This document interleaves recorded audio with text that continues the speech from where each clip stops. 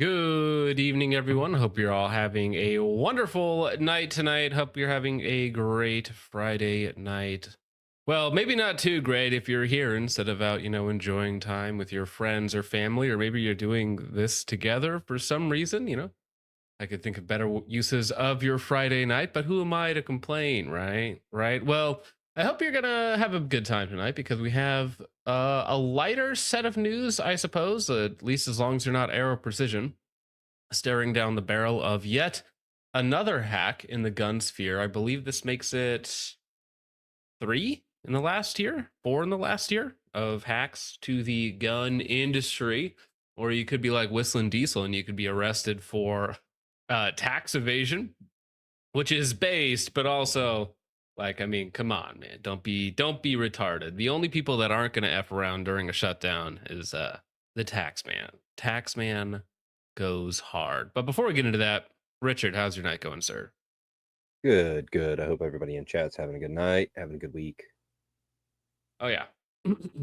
Well, end of the week. Hopefully they're getting ready for a good weekend. Hopefully you guys aren't doing too much for the rest of Hopefully the night. they're The rest of the getting week. ready to go to the range this weekend like I am, if weather permits. Dude, it was 71 degrees today after having snow Monday, Tuesday. Yeah, it snowed Sunday, Whatever. Monday, Tuesday here, and it was 68 today. It was beautiful. So I got out and got a little bit of work done, and this evening I've been gathering stuff and hopefully Yeah. going to make it to the range tomorrow. Heck yeah, Reggie tired. Paying taxes is for libs. Absolutely. Just got bad race. There's a ladybug in my room. So this warm snap after the cold snap has them coming out of the woodwork. They are all over in my place too. Well, I'm not going to kill it. You get to live for now because I'm streaming, but count your days, bug. Despot. Bug. Yeah. I'm going to grab the CZ right there and I'm just going to shoot it. You guys will see most expensive tool for the least expensive kill. But Worth all it. right.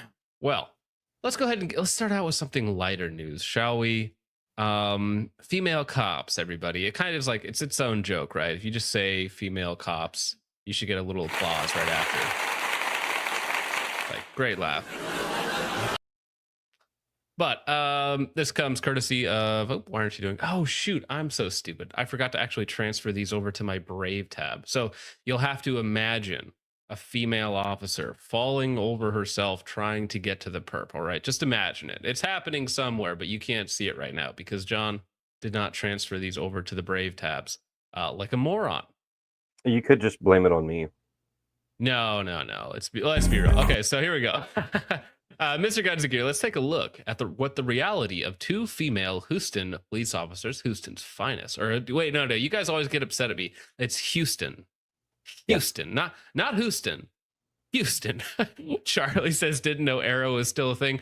Well, maybe for not much longer because they're about to, if they don't pay up or negotiate with the terrorists, they are going to have all of their internal documents, prototypes, CAD files leaked and whatnot, which already happened to another company this year. I forget which one, but this will be at least the second one that had all of its data leaked this year. But Houston's finest attempting to arrest another female. It's like, how many females does it take to get a pair of handcuffs on? We'll never know. We'll never know. Imagine if the woman being arrested was actually forcibly resisting, then imagine if it was a 6 foot plus tall athletic male. Peak clown world. Now, we've actually seen this. I don't have the footage handy, but there was 2 or 3 females that attempted to arrest a perpetrator of color, and the perpetrator of color just said no. He just stood up. They couldn't do anything about him, and he walked off. And 3 female police officers could do absolutely nothing to stop him. Well, I mean, they could have done one thing to stop him, but that would have been really, really bad. They do have a final solution. They always have that top billing, They pull out their trump card, which is usually a Glock 40 or a SIG P320 after they shoot themselves with it.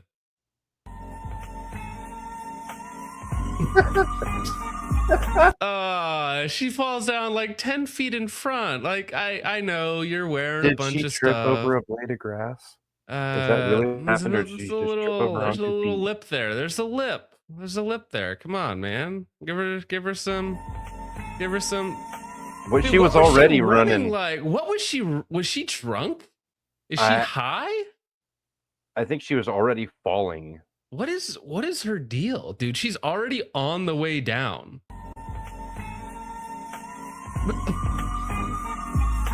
She kind of just gives up, slowly jaunts forward, pulls out the taser. Yo, it's Sunday, wake up.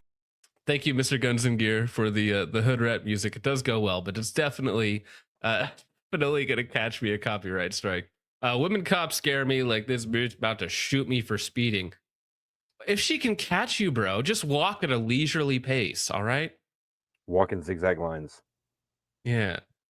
And so they're both, muzzling her with the tasers. I don't think they've shot her yet. I can't really tell. Taser, taser, taser.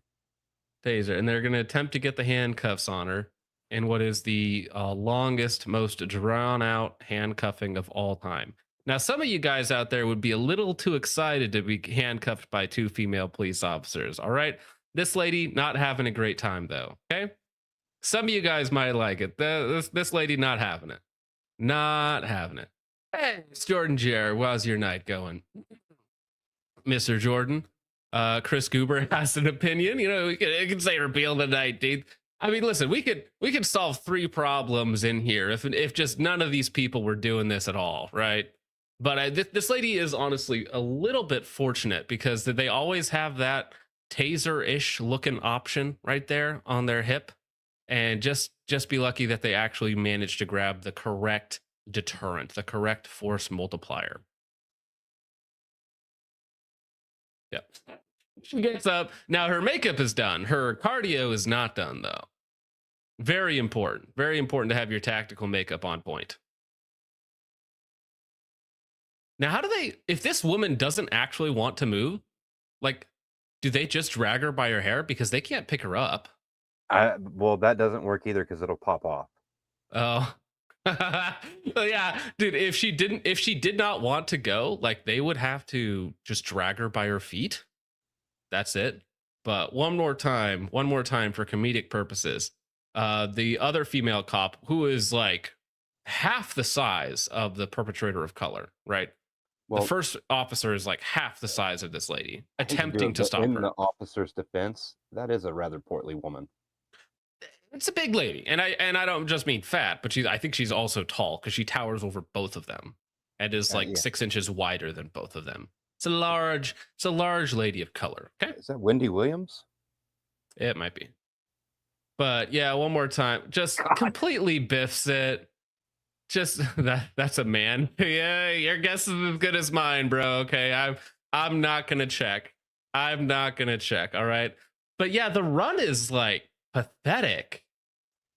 Yeah, she was already on her way down. She couldn't. She's like tripping over her own feet and stuff. That's hard to watch. Okay, so man. My 5-year-old, when he's about to biff it, he runs exactly like that. Just like feet going everywhere, arms going everywhere when he's about to fall over himself. Exactly like that. That's a man.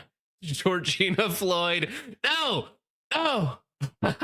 Well, it's an elbow. It's the elbow of peace, okay? Or the elbow of freedom. The people's elbow sitting on her neck right now. Although it's is the other officer black? No. They're both the one Latina? Looks Latino. They're both Latina. I don't know. The one on the right looks like she might be. No, that's like really light skinned Latino. Yeah, she looks like she might be part Asian. It's possible, but yeah, Latino Asian mix, oppressing the woman of color. Tragic. Women in the workplace. Actually, I have a new clip for this. Let me pull it up fast. Where did I put this? So these nice young women attempting to instruct this kind of...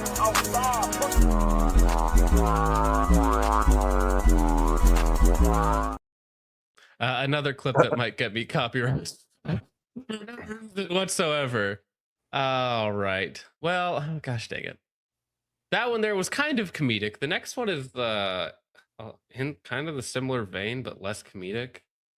So I don't know. Maybe we should move on to something else before we get too heavy into the perpetrator of color type stuff. I don't want to be so heavy right off the bat. Although that lady is quite heavy. Yeah, I was gonna say that lady is quite heavy. Nope. Sorry. Thank you, Tucker. Did you end up watching the video, Who is Thomas Crooks, that Tucker put out today with all the additional info that the FBI lied about? I got a little over halfway through before I got a phone call earlier, and then I had to Okay. stop. Yeah, well, we'll go ahead and cover this. In North America, if black men rob you and you shoot them, you go jail. I love this woman. These memes are always fantastic. Pontiac, Michigan. Homeowner charged with manslaughter for shooting burglar. Sivian Wilson, 17. Sivian, however you pronounce that. Wilson was one of 6 thugs, 6 of them, who broke into a residential garage. Dayton Napton, this gentleman on the left here, 24, fired 2 shots through a windowless door. Wilson hit but fled and delayed seeking medical treatment, which ended up leading to his death. So this guy had 6 people break into his garage and were stealing from him, right? He probably felt threatened, and he shot 2 rounds through a door, and he could hear there were, a bunch of ruffians on the other side, let's say. Happens to hit this guy. He flees. He makes it away. Doesn't go to the doctor because, of course, he's 17 and got shot breaking and entering. So he ends up dying later on.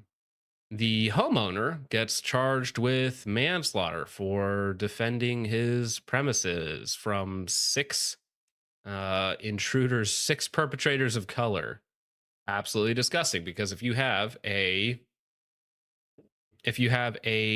progressive DA, if you have a progressive AG, or you live in an area that has like a duty to retreat. Now, I don't know if Michigan has a duty to retreat, because if that's in place, then I don't even know if you can. If blind shooting would even be a viable defense. Like, you would have to just leave out, like if you had 6 people run inside your home, you would have to be like, well, I guess I got to run out the back door. I can't protect any of my stuff. I have a duty to retreat before I can enact violence. The funny Right? thing Like, what do you is they even do in don't. this situation? Michigan actually has a stand your ground law. So then it must just be some sort of progressive prosecutor then that's trying to bring charges. I mean, the kid was 17, right? But he's a athletic thug at 17 who was breaking and entering with a pack of his buddies, right? Almost like pack animals breaking into somebody's house, and then when they meet resistance, they leave. And the shot probably wasn't even fatal, but because he delayed medical attention because of, the actions he was committing when he received his injuries, he ends up dying later on, and this guy's somehow responsible for that. Like, I don't know anything about Dayton Napton, but if he had a wife or kids in the house as well, like, I feel like that's 1,000% justified. It's justified even if it's just yourself. Like, you're allowed to defend yourself and your stuff, especially if you don't have a duty to retreat, right? You hear 6 people break into your garage and you take offensive, not even offensive action, it's defensive action at that point. I think you're totally justified in that. Political, yeah. General Jedley says this is political persecution, 100%. Yeah, well, he'll get a gravestone that said, like, he was such a loving young man who was such a light in the community. He had a big heart and he loved everyone. And he just happened to, get in with the wrong 6 ruffians and break into the wrong house. Because let's be real, if he broke into your grandma's house, they would have robbed her blind and maybe beaten the crap out of her, if not worse, right? So, but because it was somebody who could actually defend himself, like, can't do that in this state. Great. Pontiac is Little Detroit. If you have roving gangs of these people breaking and entering, like, so for instance, where I live, the situation is not possible because there's not 6 or 7 of these people, right? 6, 7. Okay, get it out of your system now. There's not 6, 7 of these people to break into your house, right? So it's just not even possible. This isn't even a possibility of occurring around here. Richard? Yeah, I've got something for you here in side chat if you want to take a look at the combating gun violence in Oakland County and the specific attorney, the prosecutor who is bringing in the charges. Sorry, you guys can't see. I was gonna say you're roboting out, Richard. If you're out of the StreamYards, you got to get back in. I All was right. I was over in the on No, this I know. tab. I know. You're back now. You're good.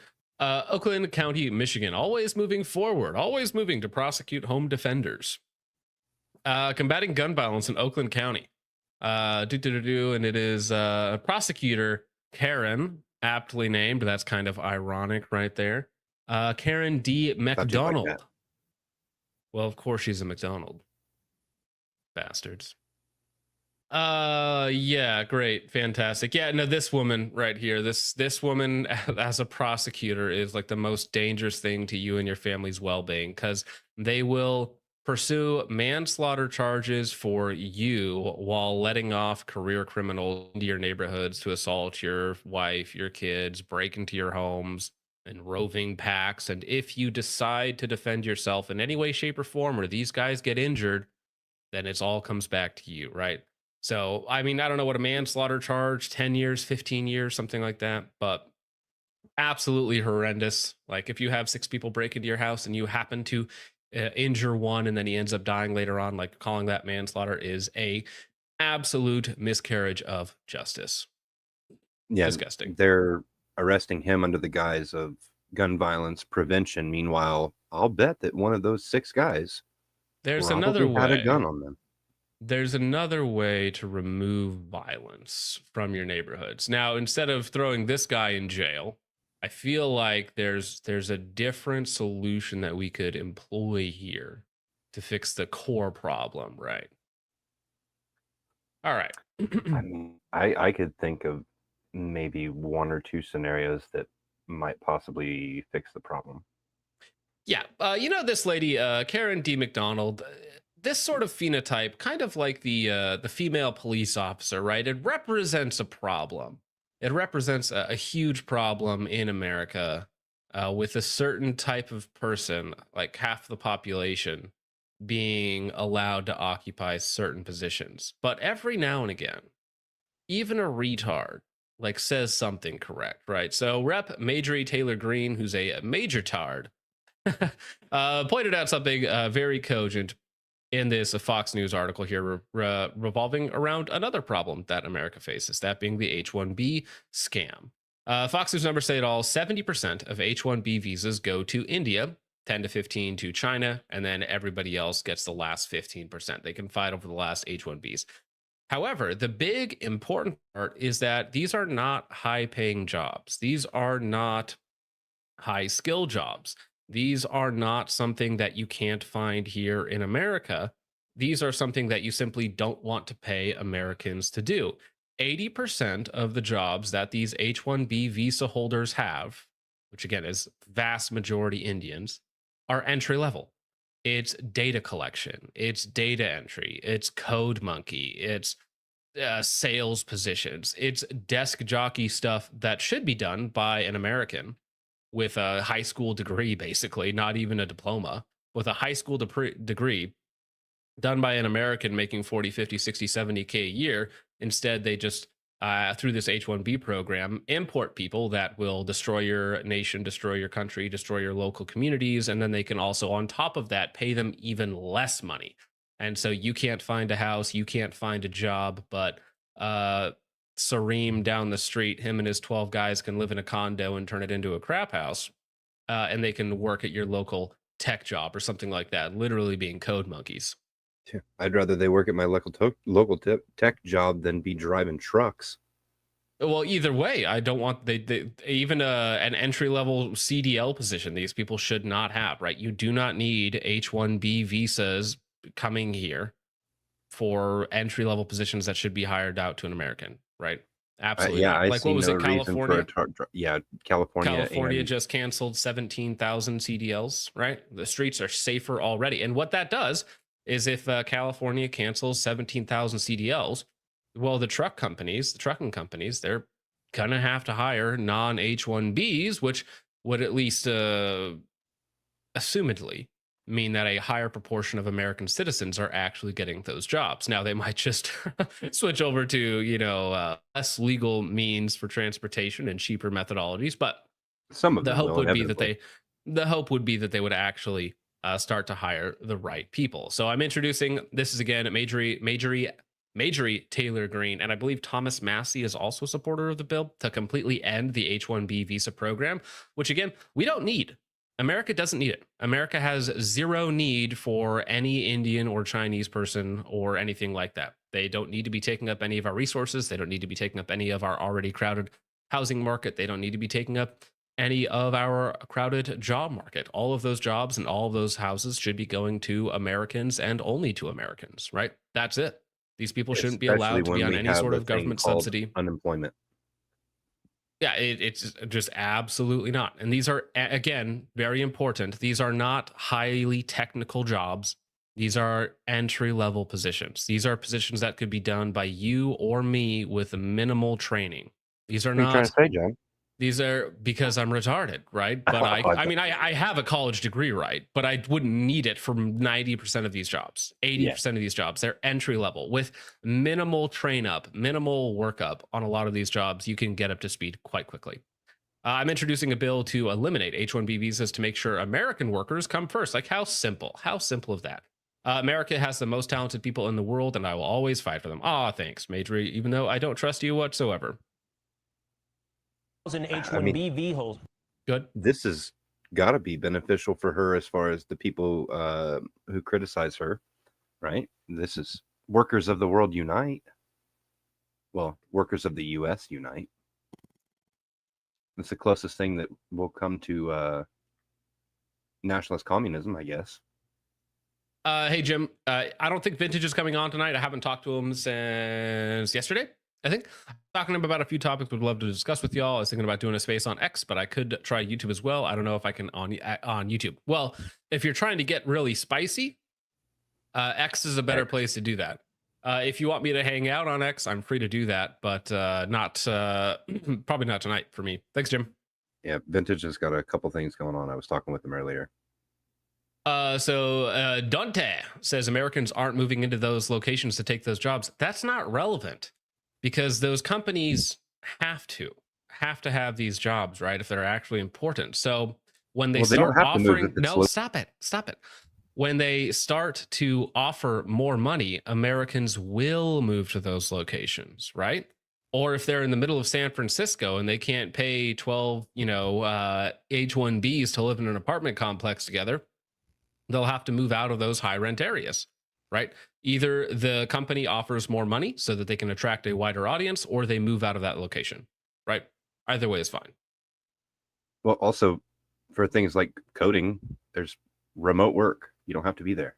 Yeah. People don't have to move to those locations. It's not only the tech industry. A lot of it's the tech industry, but it's not only the tech industry, right? I mean, it can be driving programs. It can be like literally sales jobs. It can be customer service. It can be all of these entry-level positions that literally a high schooler or anybody with a GED should be able to accomplish just fine. You don't need to hire an H-1B visa program and ruin your country and your community in the process. Visa holders in America. 700,000 H-1B visa holders in America. Now, who is coming to this country to take these high-skilled jobs? As I mentioned, STEM fields dominate the occupations. And most of the workers come from India. In fact, 70% of H-1B visa holders come from India. Another 10 to 15% come from China. 80% of H-1B visa approvals are for entry-level or junior-level jobs. That's a little hard to stomach when we hear that we're not talented enough or that we're not skilled enough for these jobs when you consider that most of these jobs are... You're not talented enough to answer the phone. You're not talented enough to fill out a spreadsheet. You couldn't possibly get a CDL. It's like, no. These jobs are 100% doable by the average American and should be done by the average American, not Rajit Singh from, India Stan or whatever he might be from. Actually at entry or junior level jobs. And it's definitely to the benefit of corporations. That's a great question. Let me look. What is India's average IQ? I'm going to guess 85. Average IQ. I think it's 80. If I remember correctly, I think it's 80. Average IQ by country. Well, it's not in the top. It's not the top 15. Oh, we didn't expect that. India. Can you tell me? Could I search? Okay. India. India. Oh my. Okay. My bad. I thought it said 76. It says 99, although I don't know if that's true because Lynn Becker has it. Lynn Becker has it at 76. Well, let's split the difference. Yeah, split the difference, I guess. What is the IQs? So I don't know why that can't be right because ITT has it at 99 and Lynn Becker has it at 76. So I was right, 85. Yeah, roughly. Split the difference there. Say it 85. But anyways, yeah, you're too stupid to do these jobs. I remember that. Tech companies that can hire foreign workers, trust me on this, cheaper than American workers. This is laid out, by the way, by billionaire tech entrepreneur Palmer Luckey. There's so much H-1B abuse. You would not believe what I saw when I was in. Now, Palmer Luckey, he's the guy behind Anduril and a few of these other programs. He's the nerd guy who does that full visor system that we took a look at a few days ago with integrated, thermal drone overlays, like full video game Halo type stuff. That's this guy, and he's very ingrained in the tech industry and kind of knows the deal. Palmer Luckey.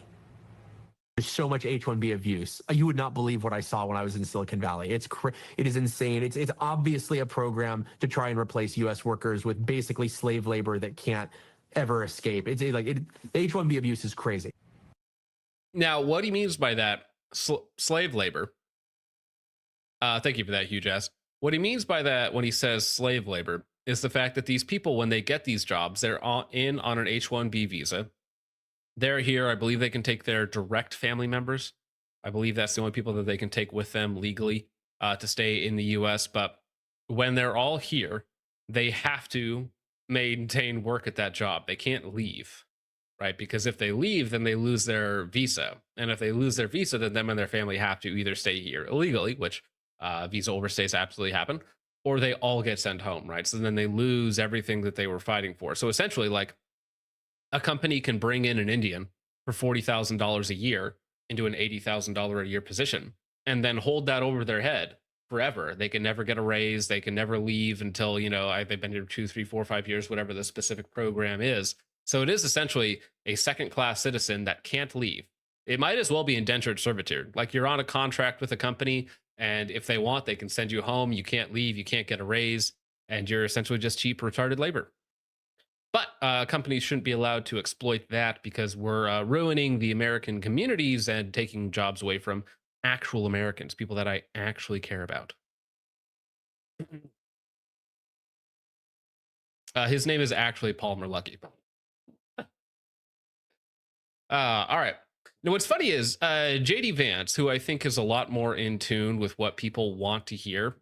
And I think there's a subset of the population that are sort of bullying him to say the right things. So whenever Trump says something retarded, he goes out and kind of says something a little less retarded, right? To make people happier, I suppose. So I think JD Vance is really trying to maintain his popularity and be a driving force in 2028. How about that? So JD Vance, this idea that American citizens don't have the talent to do great things, that you have to import a foreign class of servants and professors to do these things, I reject that 100%. I've heard a lot of the criticisms, the fear that we're going to have a brain drain. If you go back to the 50s and 60s, the American space program, the program that was the first to put a human being on the surface of the moon, was built by American citizens, some German and Jewish scientists who had come over during World War II. He mentions Operation Paperclip. He's like, yeah, we took some German scientists over in World War II, they brilliant minds. And so we just we looked past some of the other stuff. They had an impeccable resume. You should see their references. All right. We did some character references. Fantastic work on these Operation Paperclip gentlemen. But mostly by American citizens who had built an incredible space program with American talent. This idea that American citizens don't have the talent to do great things. You have to import a foreign class of servants and Oh, to be clear, JD Vance is absolutely a plant. I mean, he's absolutely is a Peter Thiel concoction. made in a lab to be more appealing than the average rhino, right? And I mean, he's essentially like he's not a Trump-like figure, but he's essentially a plant. Like he'll say the right things to garner attention, but I don't believe in any politician. Not a single one. Nope. Professors to do these things. I just reject that. I actually think we invest in our own people. It's like mimicking, right? He's trying to say the right things, right? So if Trump does something really stupid, he's going to come out and try and shore up his own base and also like the quote unquote MAGA base, right? So he says the right things. That doesn't mean that he's actually our guy, right? Good cop, Even if he bad says cop. the right thing.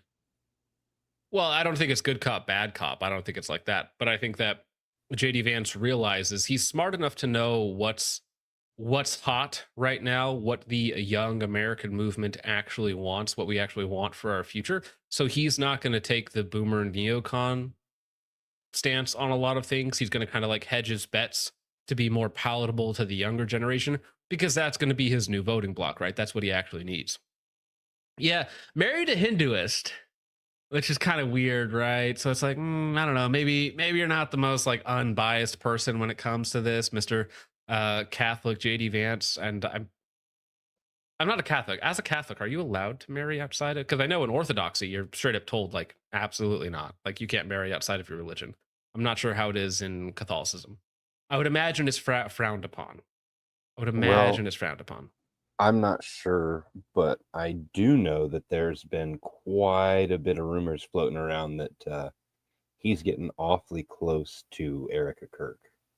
Oh gosh, that conspiracy theory is funny. So It is. his wife will divorce him, and then it'll be big sad, and then Erica Kirk will be right there to be scooped up, and that'll actually be not the 2028 card, but that'll be the 2032 card.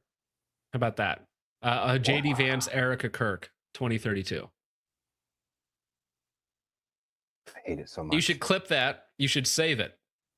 And if that happens to be the case in 2032, then you all owe me $100. I wonder Right. what the predicted Deal? markets say about it right now. Shake on that.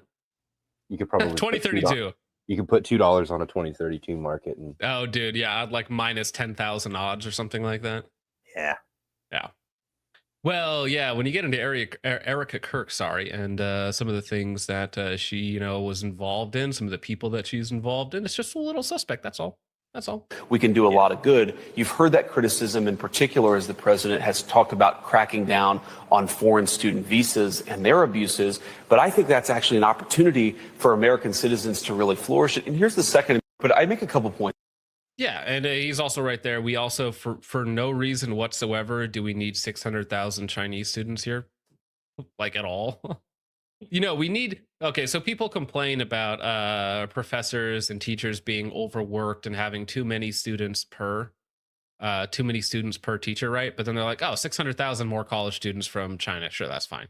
Surely that's not going to be a problem. Surely that's not going to be a brain drain on our own society. Surely they're not going to be taking up spots that should be held for actually Americans. Surely they won't be buying up things and sending it back and ripping off intellectual property.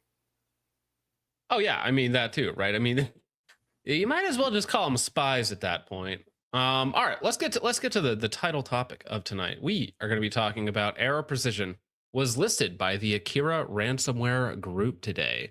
So you see Valley Banks, Aero Precision, AV Communications, Barnhart. Aero Precision is a firearms and components manufacturer. We will upload 24 gigabytes, so a decent amount of documents. That's a lot of text files, okay? 24 gigabytes of text files is a lot of text files. We will upload 24 gigabytes of corporate documents soon. Employee information, project details, contracts and agreements, NDAs, specifications, etc. I find this very, very interesting. Now, of course, this is awful. This is terrible. The hackers should stop doing this. This is just ransoming American companies and putting strain on them. However, selfishly, very selfishly, I'm interested. It's like, oh, cool. Like I could actually see, their NDAs. Like, what do the NDAs look like? A lot of their spec sheets and who they have contracts with. Figure out who they're subcontracting from. Figure out all their vendors and whatnot. Very selfishly, I'm like, oh, this is kind of cool. But obviously, like, no, that's terrible. Terrible thing. I don't actually want that to be leaked. It's bad for business. It's bad for Aero. And I don't want Aero to go under, right? I think that's terrible. Akira is the ransomware group, has been around for a while. This afternoon, they have just listed Aero Precision firearms. The last large firearms to be popped by ransomware was CMMG by the Alpha ransomware group back in 2023. They did not pay, and we saw a ton of their designs and prototypes, and we have their raw STL step and CAD files leaked. I wonder if Aero Precision will have the same fate. They will typically wait around 30 days, and if the company doesn't make a payment or negotiations fall apart, then they will publish all their stolen info to the public. Now, a lot of this, what did we see? Last year, there was Desert Tech got held up by Russian ransom people, CMMG a couple years ago, and now Aero Precision is the newest. I think these gun companies, as they get bigger and as they get more mainstream, they'll simply just become bigger targets, right? And if their data setup isn't on lock, then they're actually kind of easy targets, because a lot of these companies are very old. These aren't tech startup companies, right? And they have a lot of very sensitive information, you know, contracts, CAD files, all of the sort of stuff that they don't just want leaked to their competitors or leaked to the public, right? So on and so forth. And it makes them a very, very big target for something like Akira. So again, the employee information, now that just sucks, because if they leak all the employee names and addresses and stuff like that, just as like to be a dick to docs, it's just awful, right? Project details, contracts and agreements, NDAs, specifications, etc. So whatever they happen to have, they claim 24 gigabytes, which again, 24 gigabytes is quite a bit, or at least it can be quite a bit depending on how that's parsed out. So.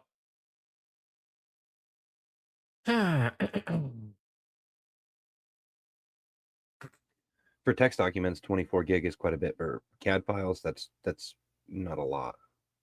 Right. I mean, it depends what the proportion is, right? Because if it's mostly text documents, then that's a lot. But if it's just larger files, then 24 gigs isn't actually all that much. I'm not sure how the leak occurred. I'm not sure if Aero Precision has fixed the link. Maybe it's just bluffing, but only Aero Precision will know. And we have about 30 days to find out whether or not they did, and see what they have, I guess. Oh, this is funny. CMMG actually developed some novel ideas. What are they going to leak from Aero? The Bible on how to delay fulfilling customer orders for 7 months? Ouch. Aero will get back to them with a response in 5 months. Oops. Oops. Good. Somebody up there said maybe Anderson will be next. Apparently they're not. Yeah, they're a little slow on the pickup right there. Little slow, little whoopsie. Now, yeah, I mean, who knows where these scammers are out of, but more drama in the gun sphere. This is right before SHOT Show too, so they actually have the opportunity. They have the opportunity to leak all of their SHOT Show 2026 stuff before SHOT Show. Be like, hey, here's their new thingamajig. Although, to be honest, I don't know how you guys feel. Yeah, unbelievable, sir. But I don't. Is there anything that Aero is making right now that you guys are overly excited by? Is there anything that they're making that you couldn't get from somewhere else? I mean, but they have their own line of products, right? So they have their Mod 1 line of ambi stuff. They have their new handguards. They have the EPC, which is some of the best PCC parts on the market. EPC, yeah, I see that. But other than that, I mean, their new stuff is like, oh, here's a bolt action rifle that is like any other Remington 700 based bolt action rifle. Woohoo! Yay!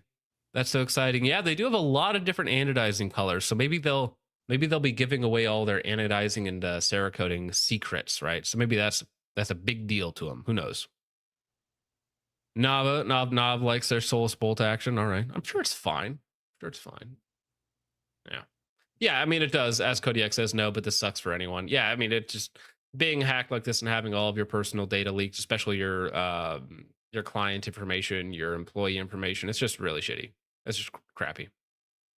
And, there's no guarantee if you pay them like $100,000, $500,000, whatever that number is. There's no guarantee if you pay them that they don't just go ahead and leak it anyways, right? Or come back later or want more later, right? Whatever it might be. Now, what are they going to hack next? EB Games, Toys R Us? Yeah, it's like, can you pick a GameStop? GameStop is next. Yeah, pick another company that's about to go under. Not a great idea. Not a great plan. I hope it goes well for you. Charlie says, my favorite Aero product is the smooth bore barrel after 5,000 rounds. Well, see, that's the thing. You can make a smooth bore barrel out of anything given enough time and ammo. Arrows just do it really fast. They're really efficient, you know. They're actually very cheap to make a smooth bore barrel out of. So maybe you like that more. yeah. Hack Ubisoft right before they go bankrupt. Great idea. Blockbuster. There's still one Blockbuster video around, so don't give them ideas, bro. No. Do not leak the employee browser history. Or if you are, go to T-Rex Arms. Although that's going to get some wacky stuff if you go to T-Rex Arms employee browser history. Gross. All right. Well, before we get to Mr. Crooks, let's go ahead and get through some of these supers real fast, gentlemen. Sea Runner for 2 says it's the Friday night entertainment we don't deserve. Oh no, you deserve it. This show was promised to you 3,000 years ago, good sir. Thank you, Sea Runner. Sea Runner for another 2 says reaching out and touching Trip with my tip. Gay. Thank you, Sea Runner. The Lightspore for 5 says, John, I'm slightly drunk. Love you guys. Aw, thanks. I hope you're having a wonderful drunk night, driving about the town, being a menace, as you should be. It's your right as an American citizen. Thank you, Lightspore. Merlin for 2 says, Christ is king. Mega base. It's true. We need the I thought this was America clip. I thought this was America. Mr. Zacatalia, member for 2 months, says the time is coming for the rainbows. Indeed. Not come. Creek Shoe Operator for 5 says late and gay. We were a little late, just a little bit. Karl Marx is retarded for 2 says, wait a minute, this isn't BET. Yes, it is. Right here, guys. This is the entertainment news that you guys need right there. Thank you, Is Karl it any Marx. coincidence that the letters for Black Entertainment Television is also the same ones for EBT? No comment. Amorite Boy for 2 says, hello, friends. Remember to read and train. Indeed, I just got this today. I don't know if you guys can see this, but this is all 5 volumes of Saint Irenaeus's Against Heresies. This is just a random guy who like binds these together, so I got the whole thing for like $50. So if you want to read something, get something like this, written in the 2nd century. Obviously not an original manuscript, but that just came in today. Thank you, Amorite Boy. Thirsty Tree for 2 says, who up stroking they piston right now, boys? I straight up short stroking it, dude. Not a long stroke model. Karl Marx for 2 says, why do the blacks be like ooga booga? You know.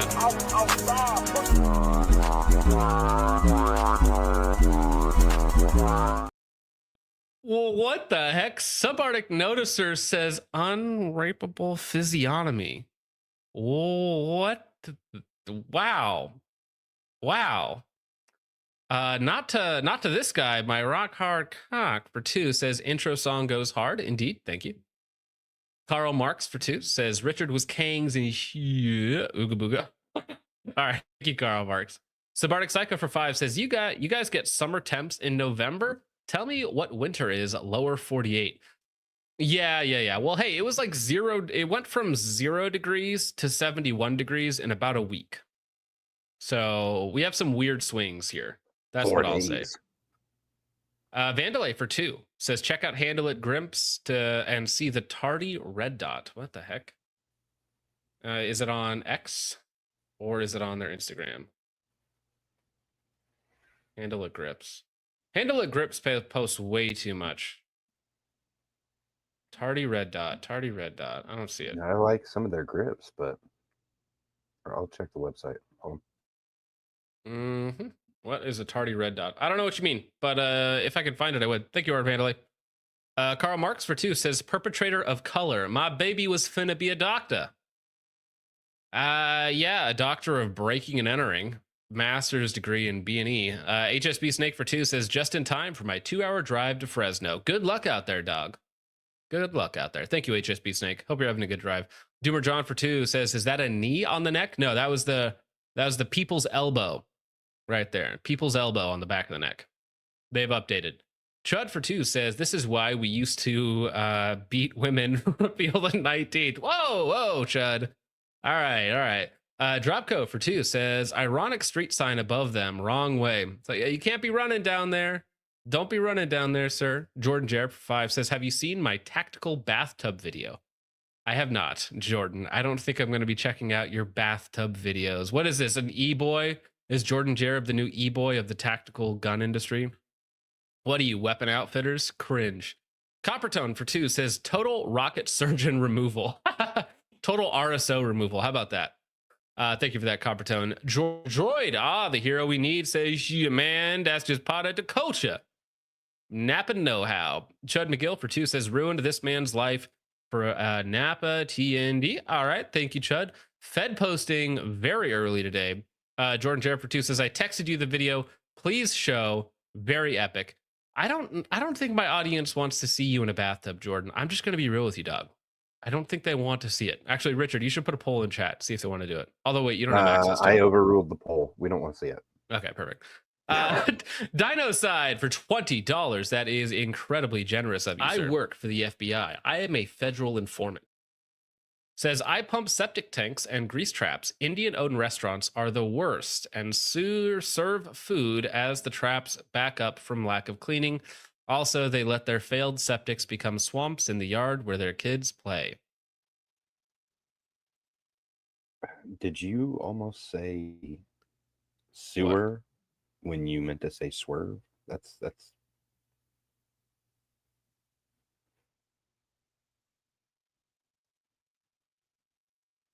Sorry, what? Oh, just talking about sewers. Oh, did I say sewer instead of serve? You almost said sewer. Is it accurate? Is it accurate or not? Thank you, Dinocide. Chud for 5 says, it's so much worse. Thank you for that. Thank you. Oh my God. Chud for 5 says, it's so much worse. A buddy of mine got a degree that when he signed up, he paid $150 to $200K a year. He graduated and now can find the same job for $60K due to Israel. When he signed up, paid. Oh, I see what you're saying. So when he originally went to get this job, to go to college for this job, it was a high-paying job, 150 to 200K. And now, because H-1Bs are suppressing wages in America, thank you very much for that, by the way. Now it's down to 60K. That sucks. It's like, I know people that are getting into accounting right now, and accounting might be the way of the dodo bird if AI gets its way, right? Huge ass for $20 has the nuke India button. That is how about a truth nuke right there, dude? No, wait, sorry, truth supernova. This is the truth nuke. There you go. Thank you, huge ass. Very, very kind of you, good sir. Coppertone for 5 says, can't wait for SDI to start training and PSA to start hiring paperwork Americans. That's the next step, dog. Although the funny thing about PSA is their wages can't get any lower. It's like $17 an hour, dude. It's like, you want to? They could end up being BCA and just hiring. Oh, that's true. Illegals. It's true. Illegal aliens. How about that? Then call ICE on them when they finish their shift. Chud for 2 says, what's the race of your wife, JD Vance? Hindustani. Thank you, Chud. Mr. Midwest for 5 says, we were very explicitly told by the Orthodox Church that they would not officiate the wedding unless the missus was officially baptized, as they should. Yeah, and I think that's a very normal privilege. I'm pretty sure somebody else in the comments said that it was very frowned upon in the Catholic Church, but they would still do it. And I would imagine the vast majority of Protestant churches would still officiate the wedding. But yeah, I know Orthodoxy is the only one where they're like, nope, not here. Sorry, bro. Thank you, Midwest, which I think is correct. Jim Eagle for 2 says, what you make of the Trump Epstein knob gobbler leak? Well, didn't we already know everything in that quote unquote leak that Epstein had said? Because wasn't it all Epstein said that he was a bad guy, Epstein said that he was a good guy, and then Epstein said that he liked him young. which Trump does them young, specifically, what right? we learned from this one was Epstein texting his mistress saying that he had Trump and a girl together, and I think he said the dog doesn't bark, meaning Trump's not Right. going for it.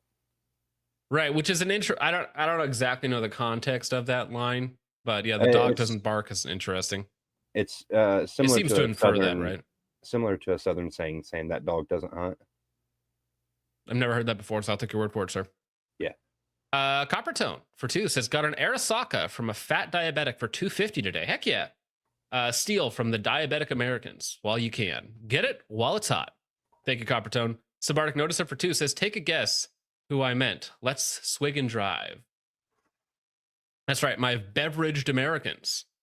All right, Nij Naj Ooga Booga over on Ko-Fi says total end of life to a certain group of people.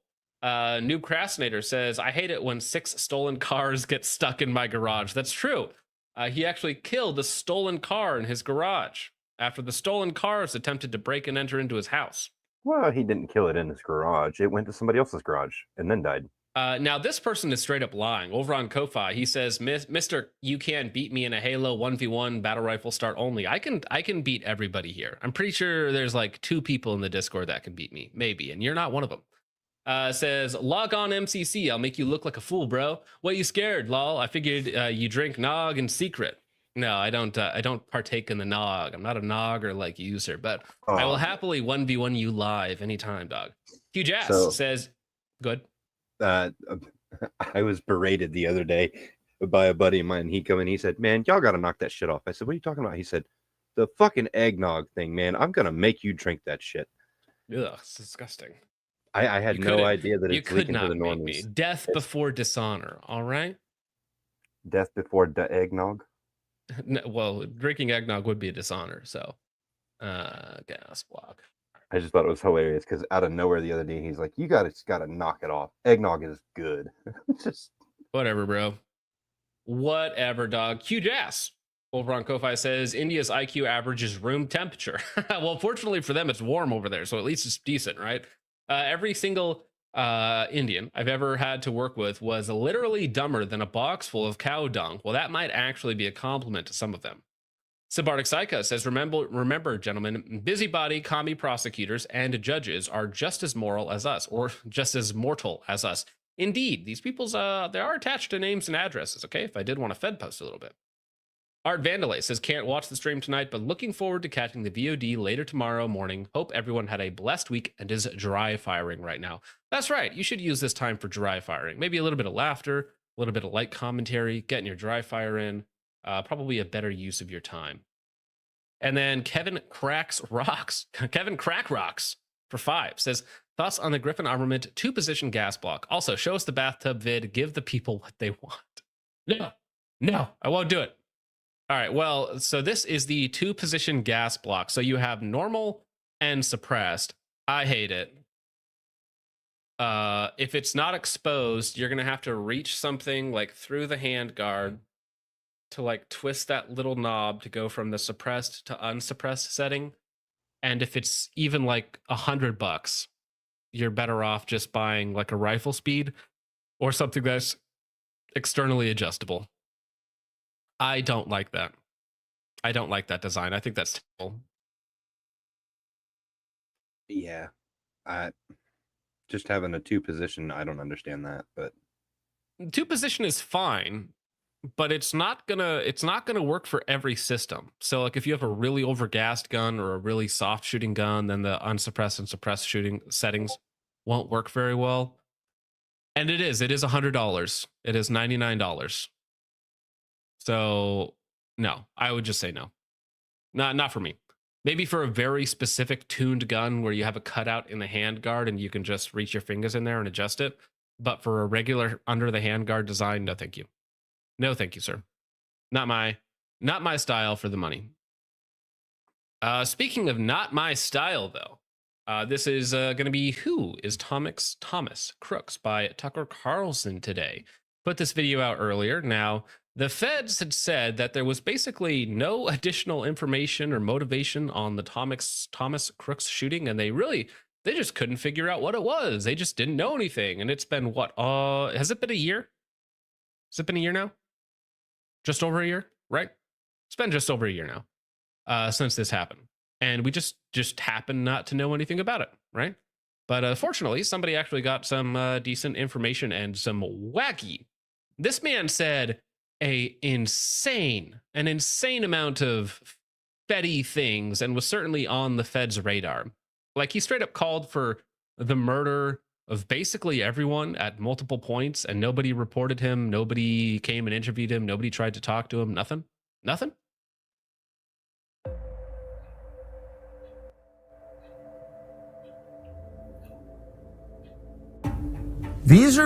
He does not pass the vibe check. The physiognomy on Thomas Crooks is what would you call it, Richard? What's this physiognomy going on here?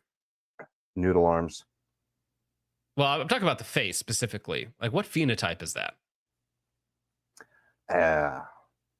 He's got that pyramid, reverse pyramid shaped head.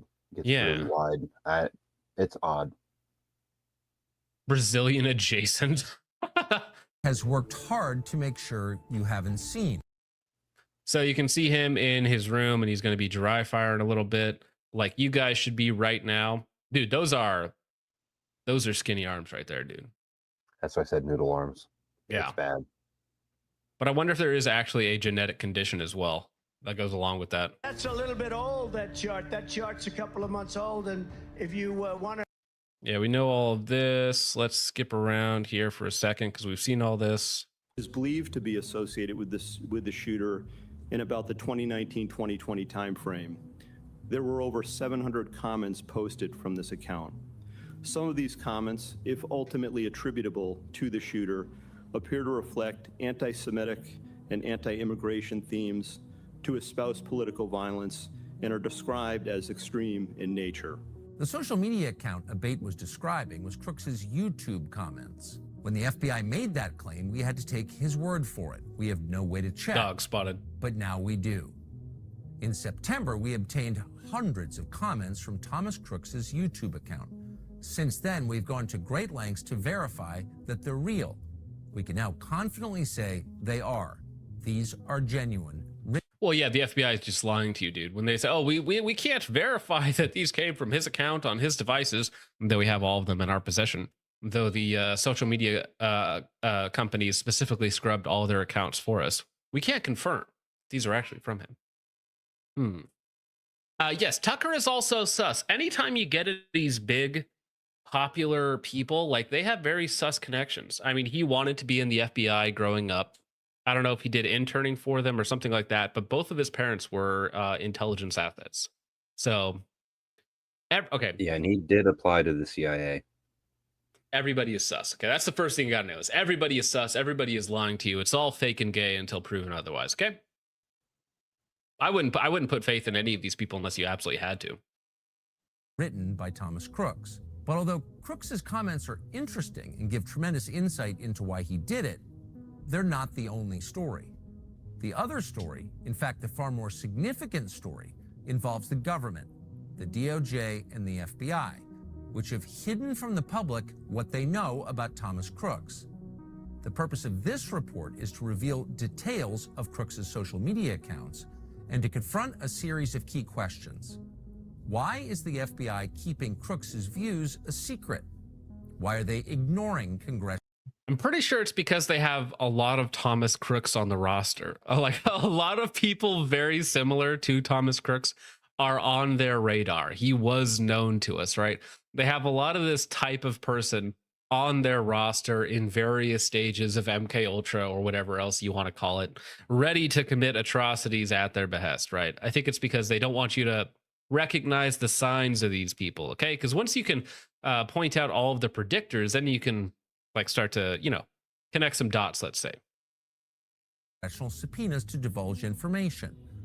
Why are they pretending that there's nothing to see here? And more than anything, what are they hiding? Before we present our findings, it's critical to establish how we obtained the comments and Now I'm going to skip ahead to, obviously we have access to his Gmail account, so that can track back through basically everything, right? So you can use that Gmail account to verify everything from your YouTube accounts, any sort of social media accounts that were signed up for using that Gmail. Once you know what his Gmail is, you can essentially verify who all these accounts and comments are actually from.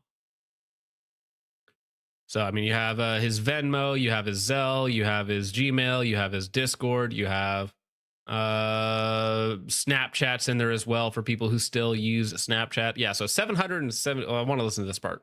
Crooks. This account includes his search history, his watch history, and 737 public comments. Another critical account, his Google Drive, is linked to an archive of Crooks's YouTube account. That's where our source obtained the videos of Crooks. Yeah, I got to skip that because YouTube don't like that. But essentially, yeah, anybody that's allowed to have a substantially large voice or opinion, it's like when you see somebody like Candace that says really wacky things that would get most of us banned, right? That should give you some pause. Be like, why are you still around? Because they banned all the based accounts. They got rid of them. But why are certain accounts that are saying all the right things still allowed to be around, right? You know, just food for thought. Did you see that she got called out today by Tim Pool in a video that he labeled "Israel will kill you"? No, I didn't. That is quite funny, though. Yeah, that is very funny. Or the fact that most of these accounts use his actual name, there are other key details that support the authenticity of what we found. Oh, stop it. Archive sites. Crooks says. Actually, yeah.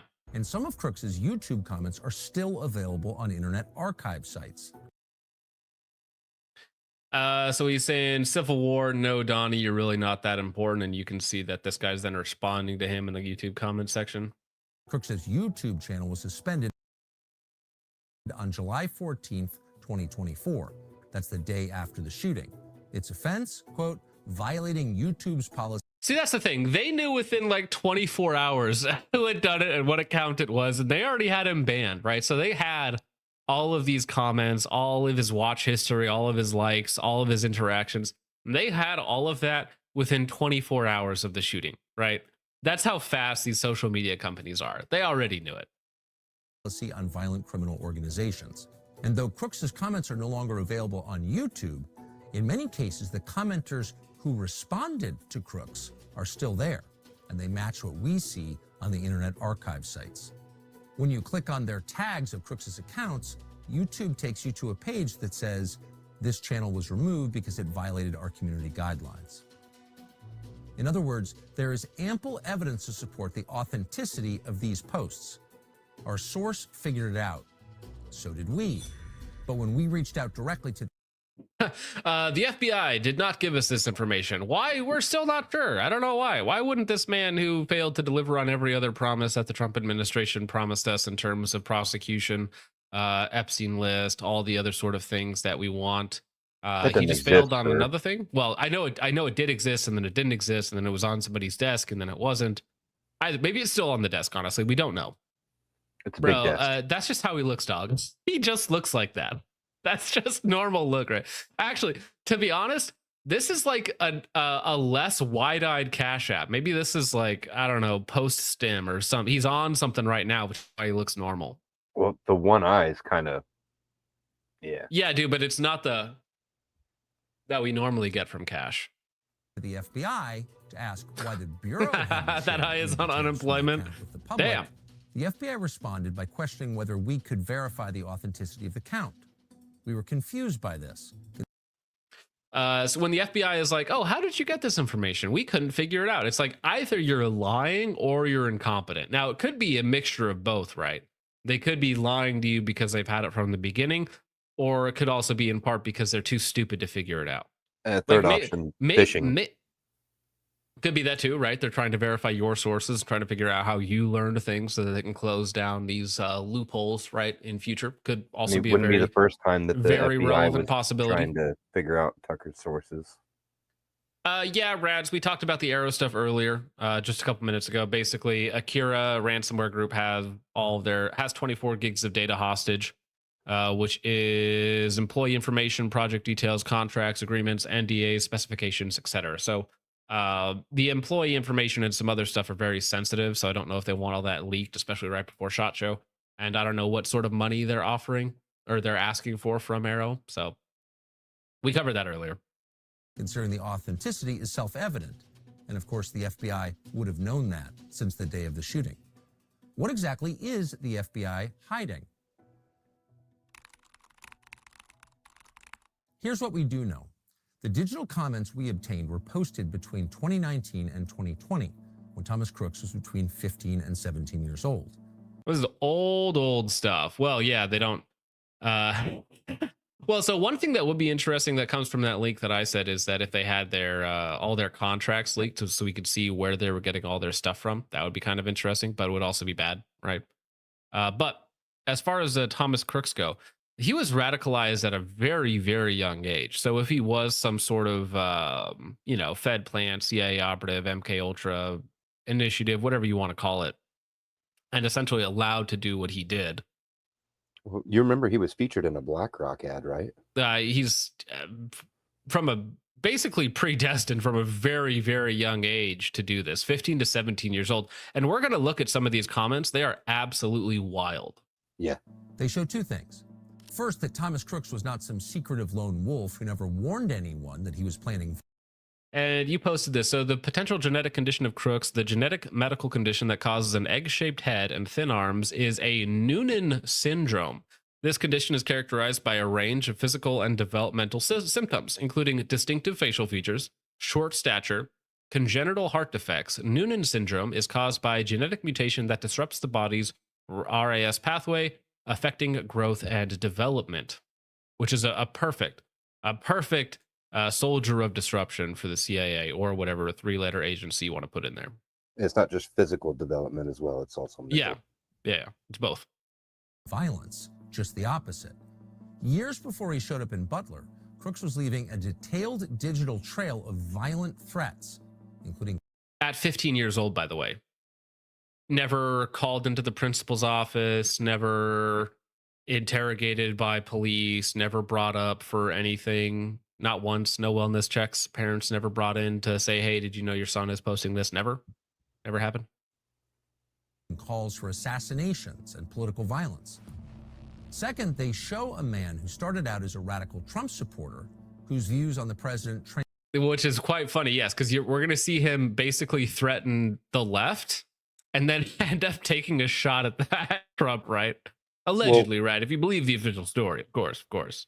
What I don't understand is supposedly a lot of these death threats and calls to violence were on MSNBC's page. I'm not sure. I think we're about to find that out. transformed, changed completely during COVID. The FBI lied about that fact and pretended that Crooks was a right-winger. At 11:35 p.m. on July 19th, 2019, in response to an MSNBC Base Thomas Crooks, science wins. You can't. Not only was he born here, he also belongs here. Ilhan Omar and others are invaders and should honestly be killed and their dead bodies sent back. Wow. All right. I mean, Thomas Crooks, maybe I judged you a little too harshly, dog. I mean, whoa. But as we see here, that was a comment posted in 2019 to an MSNBC video on YouTube. Yeah. Well, they don't monitor their YouTube channels. You think they have a manager responding to comments or reading comments on YouTube? But there was people who responded to this comment saying, wow, openly calling for assassination. I hope at FBI knows what's going on. Well, here. yeah, no, of course. That's where it's suspect that nobody actually does anything about it, because it wasn't like one-off event. This guy commented hundreds of times. He was 17, 15 at this time. He was young. So even if if he couldn't be brought up on charges at the times, his parents should, or he should be like electronically Right. limited. If they Like, can, if they can, I think that people shouldn't have access to the internet until they're 18. How about that? I think that could solve some of these problems. if I they think that can would file honestly, felonies, that would, if we restricted internet access to 18 years or older, it would end the free movement and the transgender movement like overnight. It would be gone. Video, Crooks wrote, quote, Ilhan Omar and others are invaders and should honestly be spotted. killed and their dead bodies sent back. At 1:17 a.m. on July 20th, 2019. If you're saying Trump is a bad president, you aren't a patriot, as Trump is the literal definition of patriotism. Now, again, keep in mind that this is from Thomas Crooks, who is about to take a shot at him. Wow. Crooks commented on a CNN video. He said Donald Trump was the literal definition of patriotism. 7 hours later, he commented on an MSNBC video. He wrote, I hope a quick, painful death to all the deplorable immigrants. Not even illegal immigrants. Just, I hope a quick and painful death to all the deplorable immigrants and anti-Trump congresswomen who don't deserve anything this country has given them. And this is Charlotte Observer says center back chants are a dark reminder of Charlottesville posting. All right. I forgot about that. Anti-Trump congresswoman who don't deserve anything this country has given them. That evening. Yeah, dude. I should find that meme of the clock or the metronome, but it's going back and forth between bass cringe, bass cringe, bass cringe, bass cringe. On a separate MSNBC video, he wrote, quote, every one of the Trump-hating Democrats deserve to have their heads chopped off and put on stakes for the world to see what happens when you fuck with America. and that's 2:45 in the morning. Well, I mean, dude, I don't know if it was just because of his developmental condition or whether it was some sort of like drug enhanced or what was going on to get this guy so riled up, right? Wild. Like, what communities are, obviously I'm an old man now. I'm double this guy's age when he was posting this stuff, but what sort of communities do you have to be a part of to be posting this on Maine? Like, yeah, what sort of influence are you on? You posting it in the comment section of MSNBC with people tagging the FBI, and you still keep going. Well, it's not about that. I'm wondering, like, what sort of mental state do you have to be in to post this sort of stuff in the first place, right? Well, one that's Because, not like, fully developed due to well, medications or right, myriad yeah, of other things. totally understand that, right? But so we have a person who is developmentally disabled, right? You don't just, oh, he's developmentally disabled, so he posts death threats online, right? There is something in that gap, and that's what I'm curious about. Well, there was a shooter, the first one, was it Kent State? The very first prominent mass shooter, where he went up into the tower and shot a bunch of people. They ended up cutting open his brain and finding out that he had a aggressive tumor that grew rather radically. I'm not sure that they would be able to do that same surgery on Crooks because it happened on the rooftop that day. So, well, so another thing is, yeah, YouTube should just ban you. Like, obviously this is a few years ago, but YouTube won't allow half of the comments on YouTube. Half of the comments get deleted and people have to read. Like, I'm sure the people in the chat right now are noticing that, like, half the stuff you send doesn't go through and you have to reword it.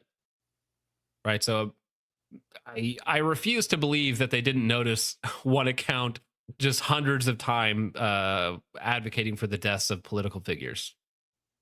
These sorts of comments continued for months and became increasingly violent. The following day, Crooks responded to a CBS Evening News. This is going to be blatantly racist, but I hope Trump has these people murdered. Not even advocating for justice. I want them murdered, right? Now, this is obviously, 15, 16 years old. This guy is whacked out, dude.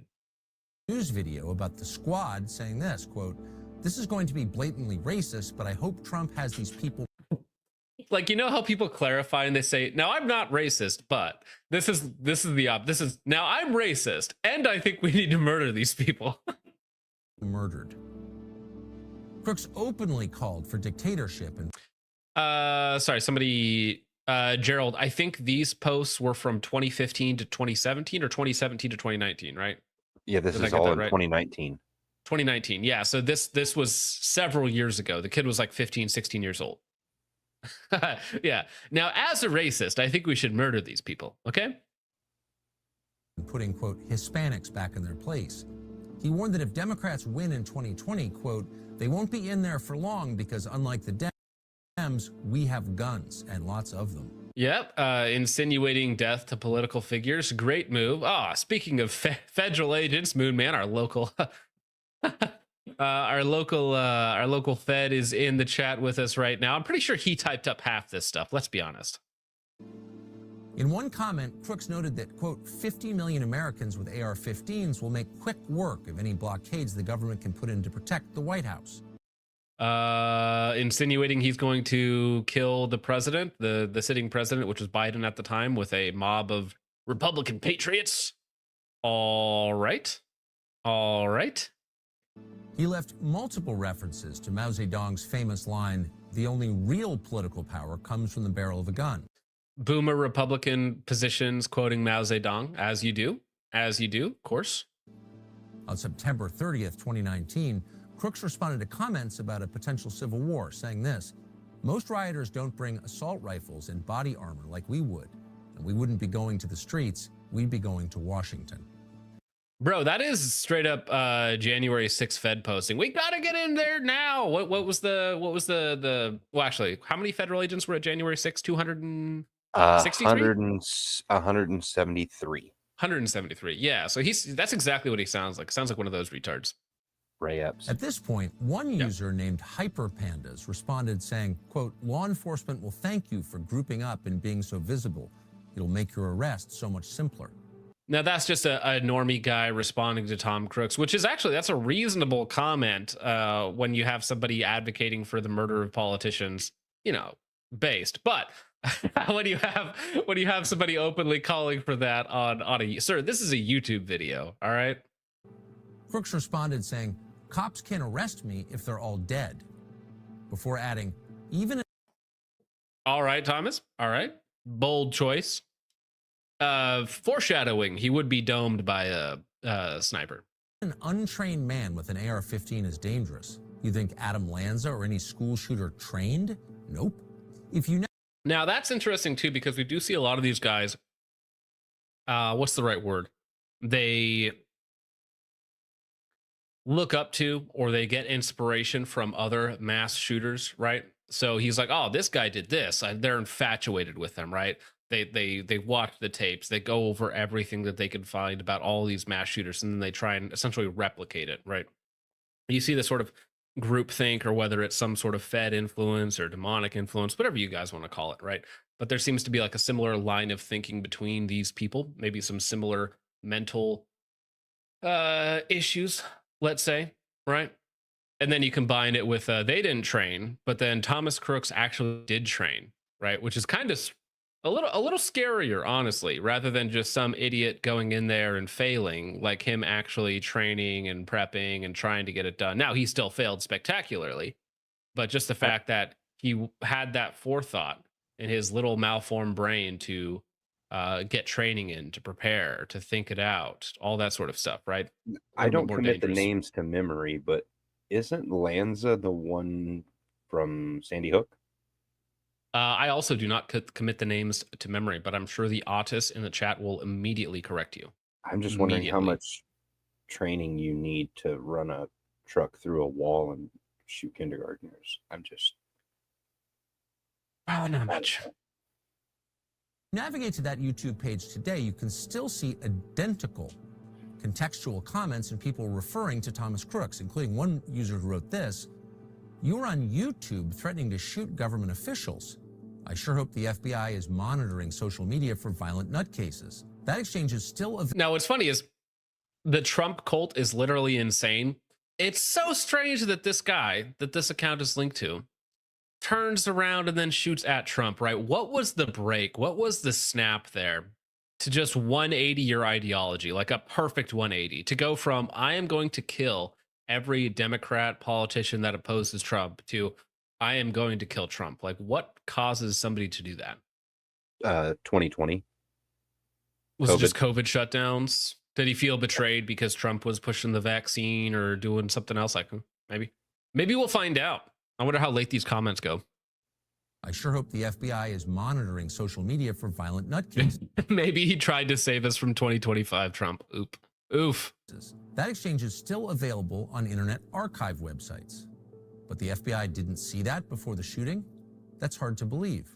On various occasions, Crooks openly said things like, Mueller should be hanged along with the rest of the Democrats involved in that witch hunt. And I always believed being patriotic was lining up a bunch of socialist Jews, like the ones who booed Trump, and blasting their useless brains out with an AR. Wow. All right. Just spell it right out. All right. What's funny is he was Jewish, though. He was Jewish, though. Yeah. I think Yes, he Randy. was- We already talked about Aero. I apologize. I apologize, sir. I'm listening. Like the Oh ones my who gosh. booed Trump, and blasting their useless brains out with an AR. And yet, in early 2020, Crooks seemed to change radically. On January 23rd of that year, he referred to, quote, I disagree. I can see many people getting away with what Trump has done. Billionaires, longtime senators, governors, or really anybody related to powerful people or misspelled political parties. Sure, being president makes it even easier, but also keep in mind the only reason we may know about this is because of Trump's stupidity. So this is only a year later. I mean, he is No, not really even a good at year. hiding. This was in January of 2020, and the other ones were in September. So this was only 4 months later. That's a fast turnaround. We may know about this because of Trump's stupidity. I mean, he is not really good at hiding things, and I'm willing to bet this sort of conduct happens quite a bit and nobody finds out. So this is on the opinion, Jonathan Turley. Trump does not have to commit a crime to be impeached. So almost like supporting the impeachment, I suppose. Trump's stupidity. He began to mock the concept of the deep state. He suggested it was a code. My brother in Christ, you are the deep state. You're literally a deep state operative, whether you realize it or not, through programming, conditioning, whatever it might be, bro. You are like a fed dream right there, bro. Word used by Trump supporters for, quote, anyone who disagrees with the right wing. Suddenly, he sounded like an MSNBC commentator. In February of 2020, he called out Trump supporters as, quote, too. You really believe that? How can you people call others sheep, but you are brainwashed to realize how dumb you are? If someone told you Chinese people descended, great spelling, from aliens and then put the fake archaeologists who found out on air as evidence, you'd believe it, but somehow you guys have quote unquote woken up. I mean, literally, you guys sound like a cult at times. Now, honestly, I like that theory that Chinese people are not real people and they were actually planted here from aliens as like seedlings to take over the world, right? I actually like that theory. That's my new pet theory. I Chinese missed men, that part not of real. Jacobian theology. Yeah, well, Chinese people, they're not they're not from here. They're not even from Earth. They're not even humans. They were planted here by an alien species as an invasive species to take over the world. I like that theory. I'm running with it. Brainwashed to realize how dumb you are. I mean, literally, you guys sound like a cult at times. That same day, he called Trump and his supporters, quote, racist. Dude, I need to go back to his other, not to be racist, or no, he said, to be sure, this is racist, but I want those people beheaded, right? From that to this man's a racist. It sounds like somebody else took over his account is what it sounds like. It sounds like his account had a Fed swap, right? And you got the anti-Trump guy in there versus the pro-Trump guy in there, right? So you got the right-wing cultist versus the left-wing cultist. At times. That same day, he called Trump and his supporters, quote, racist. It was an amazing transformation. That April, during the peak phase of the coronavirus lockdowns, Crooks wrote, quote, it seems that you people don't understand that some... Oh, this is on a I didn't realize Mr. Guns and Gear was in here. This is on a Mr. Guns and Gear video. Yes. It seems that you people don't understand that sometimes public safety comes before your personal rights. Sounds like a perfect bug, man. If someone in your family has COVID-19, why wouldn't you want them quarantined? Why wouldn't you want them locked up by people with guns? Are you really going to get in the way of trying to stop this pandemic on account of your phobia of government? Seriously, what is wrong with you guys? Did the spelling magically improve? No. No, he is it still bad? misspelled Well, he misspelled quarantined. personal. Well, I probably just read it wrong, but yeah, personnel, personnel rights, also capitalized. Sometimes public safety comes before your personal rights. Are you not willing to quarantine one member of your family to save the rest? No. If so, you are not a patriot and you aren't protecting anything. Around this time, Oh, dude, go back that video from listen to how dystopian this sounds. The WHO official may have to enter homes and remove family members. We're going to come into your homes and remove people in the name of patriotism. All right, you wouldn't want your family to get COVID, right? So we're just going to remove them from you forcefully. All right, we may have to come into your house. All right, don't resist.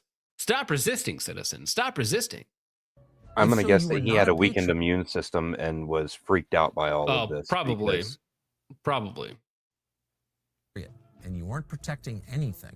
Around this time, the new left-wing version of Thomas Crooks became very critical of It sounds like two new people. It sounds like two completely opposite people, right? I don't know how this person is the same person. Schizophrenia. Tom Sissel. Well, actually, South Korea and Japan closed down first. So again, that's wrong. Well, they were right next to China, right? Also, LA and other places in California acted faster than him. Hospitals in Louisiana and NY still aren't completely cut up. And going into Chinese New Year party in America isn't putting you at risk for coronavirus because, believe it or not, viruses don't spread through race like Tucker Carlson probably told you. Oh, that's funny. Yeah, they don't spread through races unless there just happens to be one race in a very condensed area or something like that. I Do you guess sickle remember cell never happened. during the BLM race riots in 2020?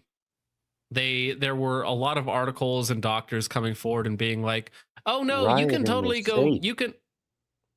You can totally go and protest and do all this stuff because you'll be outside, so the coronavirus won't get you or whatnot." But then it was like, "Oh yeah, you can't have outdoor weddings, you can't have this, you have to mask up for everything else, you can't go grocery shopping." But it was like, "Oh, protest at BLM places? Heck yeah, go for it. Great, it's fantastic." conservative media. He said at one point, quote, "Going to a Chinese New Year's party in America isn't putting you at risk for coronavirus, because, believe it or not, viruses don't spread through race like Tucker Carlson probably told you." That May, as state officials across the country overhauled election systems to promote mail-in voting, Crooks attacked Republican concerns about voter fraud as, quote, "ignorant." 4 months later, in August 2020, his tone had shifted even further to the left. He said, quote, "I believe the outcome will be irrelevant," in response to the same video. Well, that doesn't sound left wing. That sounds like nihilistic, right? That's not left or right wing saying whoever's in power doesn't matter. We're still screwed. Which there is a leftist version of that as well, right? There is a progressive version where they're like, the mainstream left is just really still a big donor controlled class, and then the mainstream right is like evil racist and also a donor controlled class. There is a left wing version of political nihilism, right? Thomas Crooks issued what sounds a lot like a digital manifesto. Quote, "In my opinion, the only way to fight the government is with terrorism." See, now we get the radical Thomas Crooks back. So, in my opinion, the only way to fight the government is with terrorism-style attacks. Sneak a bomb into an essential building and set it off before anyone sees you. Track down any important people / politicians, military leaders, and try to assassinate them. That's called foreshadowing, gentlemen. Any sort of head-to-head fight is suicide, and even ambush surprise attacks likely aren't going to end well. That's ironic, again, because you did end up domed. So... oof, yeah, that's foreshadowing right there. That's foreshadowing. Is this, did his spelling finally fix itself? Mhm. Back down, yeah, this is good spelling. This is a Fed post right here. Although I wonder if with the tech that these guys have, if they can go back and like digitally re-enter things into the timeline, if that makes sense. So like go to an archive website and plant fake conversations, fake YouTube comments, and backdate them. Some of the archived comments were removed as well. Well, but what I'm saying is, can they, let's say they wanted people to find the archived comments, like leaving a trail of breadcrumbs, so actually going in and backdating them to fill in a timeline that never actually existed, right? I mean, I'm sure Google and YouTube can. Just saying, possible. style attacks. sneak a bomb into an essential building and set it off before anyone sees you, track down any important people or politicians, military leaders, etc., and try to assassinate them. Any sort of head-to-head fight is suicide, and even ambush or surprise attacks likely aren't going to end well. These remarks were especially notable because they came at the final phase of Crooks's YouTube commenting. At that point, a new character emerged into the conversation, a user named Willie Tepes, who started pressuring Crooks to commit violence. For example, quote, "If a gun and a badge is all that is needed, then authority obviously comes from the barrel of a gun. We have more guns than they do. There is no way we can avoid a war at this point, so you better just get used to." All right, which one of you? This is the other Fed guy, right? Who's gonna like push and prod and provoke these people. This is half the people in the chat right now. It's like, please, please do a mass violence. Please do a heckin' racism. Please do a mass casualty event. Please, please, please. I'll even give you an M4 for this, a DD-M4. It'd be fantastic. The idea. We have nothing Hook says it sounds like me, but it's not me. All right. Yeah. to lose and everything to win. And the alternative, a global police state, is unacceptable. Nothing in life is simple, but that is no argument against doing it. So who is this Willie Tepes? Unfortunately, we don't know. The FBI hasn't made any mention of him in public, although they certainly know he exists. I have an alibi. Yeah, this is what it is. It's two feds arguing back and forth, trying to get the other to commit a mass crime. Shooting, somebody screenshotted Tepes' YouTube account page, despite the fact he had very few followers. To the extent that he can be traced online now, you can find his username being used on a foreign Antifa website. Those sites link him to the Nordic Resistance Movement, which has been designated a terrorist group by the U.S. State Department. Oh, foreign actors. I mean, honestly, it could be domestic, but foreign actors trying to entice mass violence here in the U.S., foment violence here. Where have we heard that before? That's all we know. We do know, however, that Crooks' online footprint abruptly ends after his encounter with this mysterious figure, Willie Tepes. Regardless of whoever Willie Tepes is or was and what his motives may have been, Thomas Crooks, Doc, who he may have been working for, there is no doubt that Crooks was ripe for recruitment by someone. From early 2019 to mid-2020, as his political views were evolving, Crooks searched for Trump more than 700 times online. He also searched for Jack Ruby, the man who assassinated Lee Harvey Oswald. He then submitted queries for craziest chemical reactions, cars. This is just like every autistic weirdo who gets really into mass shooters or assassinations or bomb makings. Like, there's a certain phenotype, a certain pattern that seems to emerge, right? This over obsession with serial killers, mass murders, assassinations, bombs, that sort of stuff. Like, people are deranged. He's ringing the Fed bell 100 times, 100%. I'd hate for them to run through my search history because I've got to pull up so many different things for thumbnails. Protesters, best places for mass shooting El Paso, Trump Civil War, Orlando shooting reaction, firing an AR-15 as fast as possible, fertilizer bomb, how to make napalm, how to make a Molotov cocktail, mass shooting Canada, Oklahoma bombing, and sniper in Dallas shooting. He also searched for American Nazi Party, German national anthem, 1933, 1940. Wait, so is he back? I'm confused. Is he doing research or is he back to right-wing Fed posting? Is he back to, yeah, maybe you should have checked out some of our tier lists, all right? I don't know if he's going to mention the BlackRock ad in this, but is he back to the bad boys from World War II or no? 45. Hitler's speeches with subtitles, neo-Nazis, and quote, why gays need to go. Hate to brag, but I'm confused. Is he back to being base or cringe? What is going on here? The schizophrenia has taken over. Maybe there are actually two different Thomas Crooks within his brain, right? I mean, it's big enough. They're both fighting for control. They're fighting for control over his body and over his YouTube account. Inside his you, search there are history. two crooks. Inside you, there are two crooks. Indeed, yeah. Very schizophrenic searches. That's wild. So here you have a volatile, troubled, possibly mentally ill young man with a long record of espousing violence. Well, honestly, if the feds wanted to smear somebody, they should have like backdated in searches of him, like, oh, Nick Fuentes. Why does Nick Fuentes hate the Jews? You know, just all these sort of search topics, and they could use that to smear somebody like that. Well, the feds didn't want Missed his opportunity. search history released. They basically come out in a hearing, just said that he had a history of violent and anti-Semitic posts. That's all they said. Hmm. So all feds are assigned mandatory Khazar milkers. So everybody gets a Abby Shapiro, state-sponsored Abby Shapiros. Violence New in strip club public. music. The FBI clearly knew he existed.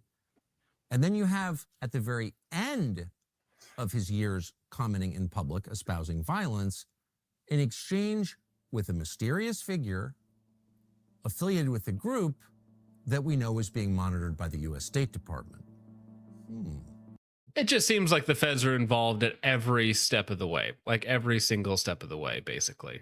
And Right. saying a group that's monitored by the U.S. State Department, that's everyone. Well, I mean, this guy was obviously being very specifically targeted, right? 100%. He had made hundreds of atrocious comments online that would get most of us banned like instantly. Like if I had said half that stuff, I'd be banned. But for some reason, this guy wasn't. knock. So to say that he was on their radar, he was not only on their radar, but he was like part of their playbook.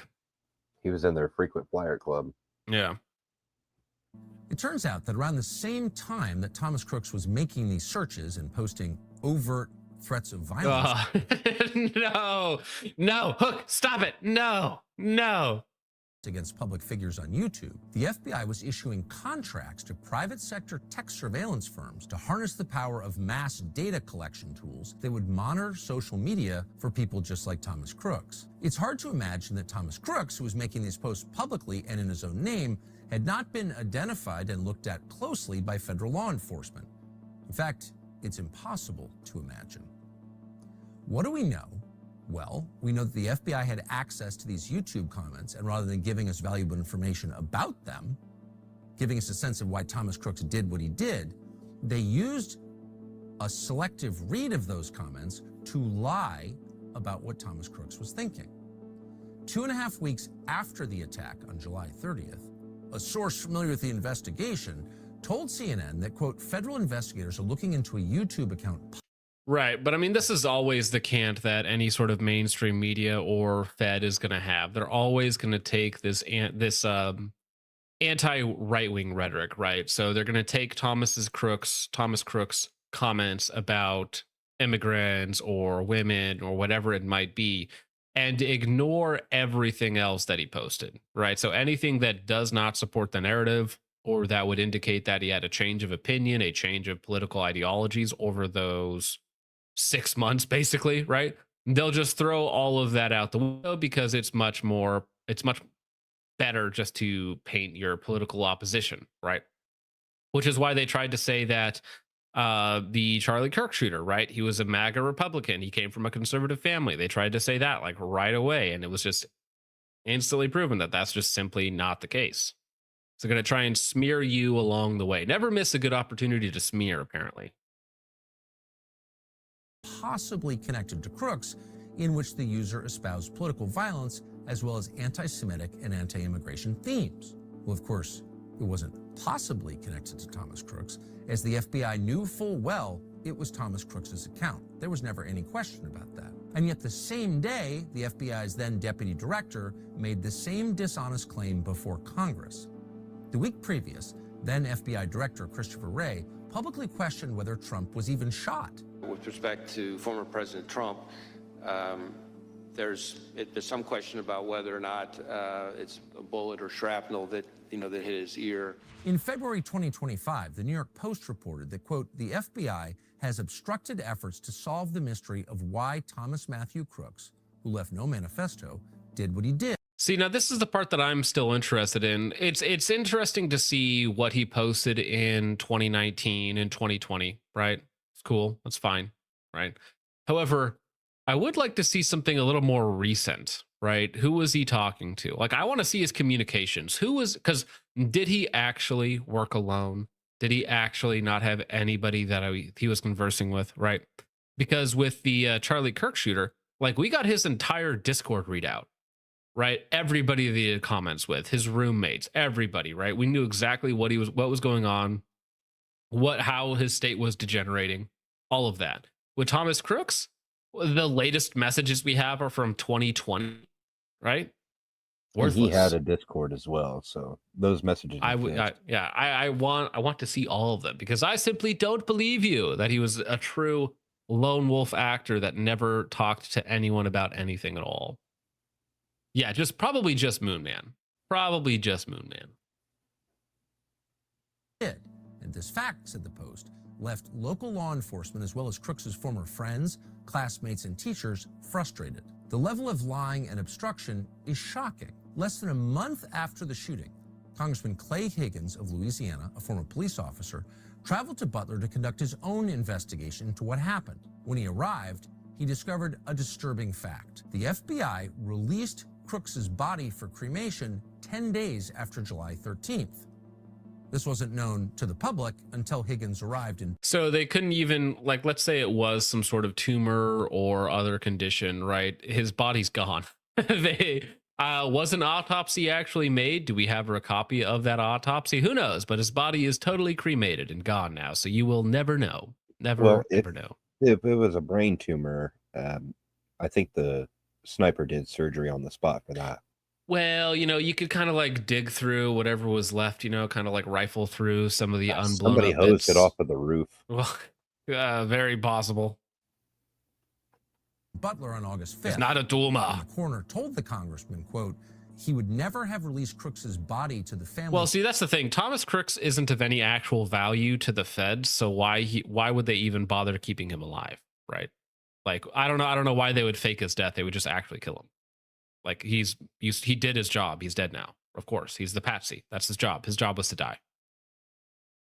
For cremation or burial without specific permission from the FBI. The timing of Crooks's cremation is notable. The day Crooks's body was burned was also the day the House Homeland Security and Oversight Committees had begun their investigations into the shooting. The fact the body was cremated made it impossible for investigators outside the FBI to verify the coroner and autopsy report. You can't do a new tox screen because the body doesn't exist. According to Higgins, I would also like to know what concoction of drugs he was on, SSRIs or other things that tend to be linked with mass shooters or assassination attempts, right? I think that would also be very useful as a part of the toxicology report. quote, this action by the FBI can only be described by any reasonable man as an obstruction to any following investigative effort. Another notable detail is that photos from the day after the shooting show an FBI agent hosing down the site where Crooks died. High-level intelligence officials and congressional sources told us this is... He was having some trouble. He seemed like a low-T individual, so maybe actually that is something that he needed, No shame, all right, it's people getting a little older, okay, all right. Yeah, some form of antidepressants, SSRIs, retard pills. Thomas, that's a scary image right there, bro. Yeah, the heavy on the retard pills. Heavy on the Fed posting retard pills.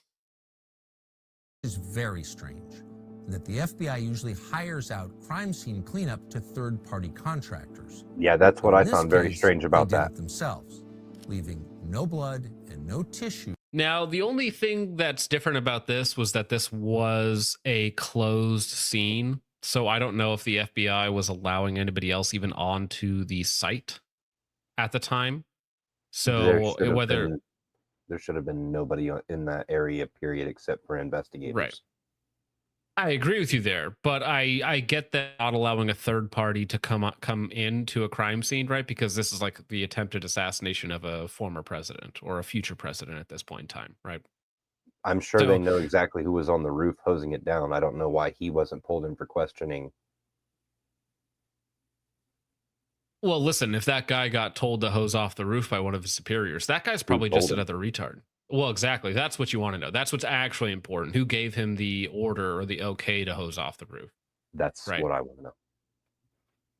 For anyone else. Nothing fancy is streaming over me right now. How dare you, sir? How dare you? That's okay. Maybe we'll have to Awesome raid it streams after with we the end goat. this. After we end this, we'll raid his show. And then, hey, when we raid his show, you guys have to tell him to come on this stream so that we can actually get him on here. Okay? All right. In the photo, the agent's shirt says he's from the Technical Hazards Response Unit, a unit that collects traditional forensic evidence contaminated with hazardous materials. After the shooting, the FBI sent Crooks' phone to the Bureau's laboratory at Quantico, Virginia. Agents there were able to open it in less than 40 minutes using technology from an Israeli tech firm called Celebrate. According to the Post, FBI officials who served under President Joe Biden accessed Crooks' phone, computer, and Now, of course, another element to this is if you do want to go the deep state route, is that of course this was Joe Biden's FBI. This was a different political party's FBI and political power structure at the time. So if they did want to hide or remove evidence of them fomenting some sort of assassination attempt, this would be the time to do it, of course. his encrypted messaging apps in Belgium, New Zealand, and Germany. Yet none of the online activity the FBI has discovered was referred to in any way in the final congressional report that was released in December of 2024. By the way, why do we still know nothing about that guy in Butler? What's going on? That was a good question, a question that most people thought would be answered by the new administration. Within weeks of retaking office, Donald Trump told the New York Post's Miranda Devine that he had, quote, ordered the Secret Service on Friday to provide him every bit of information about his two would-be assassins. You've had two assassination attempts. One, obviously, where you got hit by that bullet in Butler. There's a lot of frustration that we still don't know about that shooter in Butler. And we don't know about his communications. Yeah, I don't believe that. The FBI like, hey, listen, guys, we're trying our best, okay? We just can't seem to crack the case as to why our political opposition almost got murdered. We just don't know. His head just kind of did that. All right, that's the best guess that we have right now, is that his head just kind of did that. And they're wrong. He had 3 assassination attempts. The first one was in 2016, where a younger The guy gentleman got who up was on the 16 stage. Yeah, he pulled a cop's gun out and was ready to shoot. He couldn't figure out how. Was it the guy that got on the stage? Because there was a guy that got on the stage, and then the Secret Service just tackled him like right on the stage. He was trying to get at Trump. So I don't know if you want to call that an attempted assassination or something. But then and then he's been shot at twice. Oh no, there was the incident where the guy was on the golf course, and then there was the Crooks, and then back in 2016, I want to say, he was at an outdoor rally, and a younger gentleman went there to do evil things, and he decided to pull the cop's gun out of the holster, and he barely defeated the retention system on the holster when they tackled him to the ground. If everybody remembers when Trump said, "Get him out of here, send him home to mommy," that guy almost shot him. As far as Strategic Haley, hope you had a good night tonight, sir. You got rid of the comment that I had pulled up that I was going to respond to. What? You got rid of the comment I was going to respond to. I didn't. Strategic Haley says the ear healed very well. No mark. Just I mean, I personally haven't seen a 4K close up of his ear currently, so maybe he's just got miraculous healing powers. Some people are suspect of the ear, right? The mark, right? Need to see that a little bit. Radsom says, by believing the FBI can pull this stuff off means they are an incredible organization, but yet we see how bad they are in all other areas. Well, I think it could be a little bit of both, right? I think you can say that the vast majority of the FBI is incompetent by design, but then there's a few people that are able to accomplish things like this. And by what do we even mean by accomplish, right? What are we actually saying? That the feds simply allow people like this to operate. That's basically it, right? Or maybe using certain operatives push them in a certain direction, right? You see people essentially like goading them with a stick. Come on, do something. That's literally it, right? That could be one person in an office somewhere doing his job, right? Doesn't mean by and large they're not all incompetent retards by design. And then they also have people that can actually do their job. We get stonewalled all the time asking questions about it. Is there frustration on your part? Will we get transparency? Will we know the bottom line story? It's very interesting because we have great people. I think Pam is incredible. I think Cash is incredible. Oof. Oof. Tragic. And they're doing a great job. They're being recognized as doing a great job. But you're the president. Can't you find out? No, I know. I'm relying on my people to tell me what it is. But his people insist there's That seems super unconfident for Trump. Really, really unconfident. He's like, I know, but I'm relying on my people to get me my stuff. He just seems tired. He's like, I'm tired, boss. Listen, I've been in this game for 80 years, dog. I need a break, okay? Great job. But you're the president. Can't you find out? No, I know. I'm relying on my people to tell me what it is. But his people insist there's nothing there, and they don't seem interested in finding out more. How come we don't have more information on the assassination attempts on President Trump? There's two reasons. Cash Patel, obviously a great fall guy, a great face of stupidity for the FBI. Dan Bongino, he's gone, right? He's out. He was deputy director for a minute, right? Now he's gone. Yeah, I believe he was only there as a temporary interim position. Mm. Open ongoing prosecutions, but we have personally invested our time in making sure that we have looked at any possible international connections to terrorism and adversaries alike. And we've both been down to Quantico. We've both done the laboratory testing. We've both seen the explosives analysis. We've both seen the firearm and physically held it. Dude, his eyes get wider as he talks. It's crazy. And Dan's just kind of like looking down, a little disheveled. We are all in on Reminds me of that Ben Affleck meme. these investigations. Are we going to be surprised at what you learned? You know what, Maria? Cash is not kidding. We've been personally briefed extensively on every single detail, nugget, tendril of this case. Yeah, I just checked FBI website. He's still listed. So out of respect for the case, it's probably more appropriate that I stay quiet on that. However, I guess I haven't seen anything from him in a really long time, which is why I forget that he actually exists still. I'm not going to tell people what they want to hear. I'm going to tell you the truth. And whether you like it or not is up to you. If there was a big explosive I think Pam Bondi said that. Given my history as a Secret Service agent and my personal friendship as a director does with the president, give me one logical, sensible reason. Yeah, the more he lies, the farther his hairline recedes. True. Got to protect what little is left, which is why he's trying not to talk right now. And we would not have. If you can think of one, there isn't. In some of these cases, the there you're looking for is not there. What a baffling thing to say. Thomas Crooks is dead, of course. There was no trial against Thomas Crooks. And by the way, they weren't misspeaking. This wasn't an accident. We know that because the director of the FBI said the same thing once again under oath in front of Congress in September. Yeah, they changed their tune on that as well. Dan and Cash said Epstein did off himself in this interview. Look, we've seen the tape, all right? Forget about that missing minute and the loss of power and the guards falling asleep, but he totally did his skydive off of his top bunk with toilet paper wrapped around his neck and killed himself. Trust us, guys. Trust us. Yeah, with toilet paper sheets, he wrapped them around his neck and backflipped off this top bunk to kill himself. Trust us, guys. All right, let me link this video in the chat, but we get the point, right? Whether it's just incompetence, whether it's cover up, whether it's all intentional, these people are lying to you. They're lying to me. And we shouldn't enjoy that. And Tucker usually does a pretty good job. Now, again, Tucker is also a possible asset, I guess you could say, right? So I don't know if he's necessarily the most trustworthy source, but probably more trustworthy than some of these guys.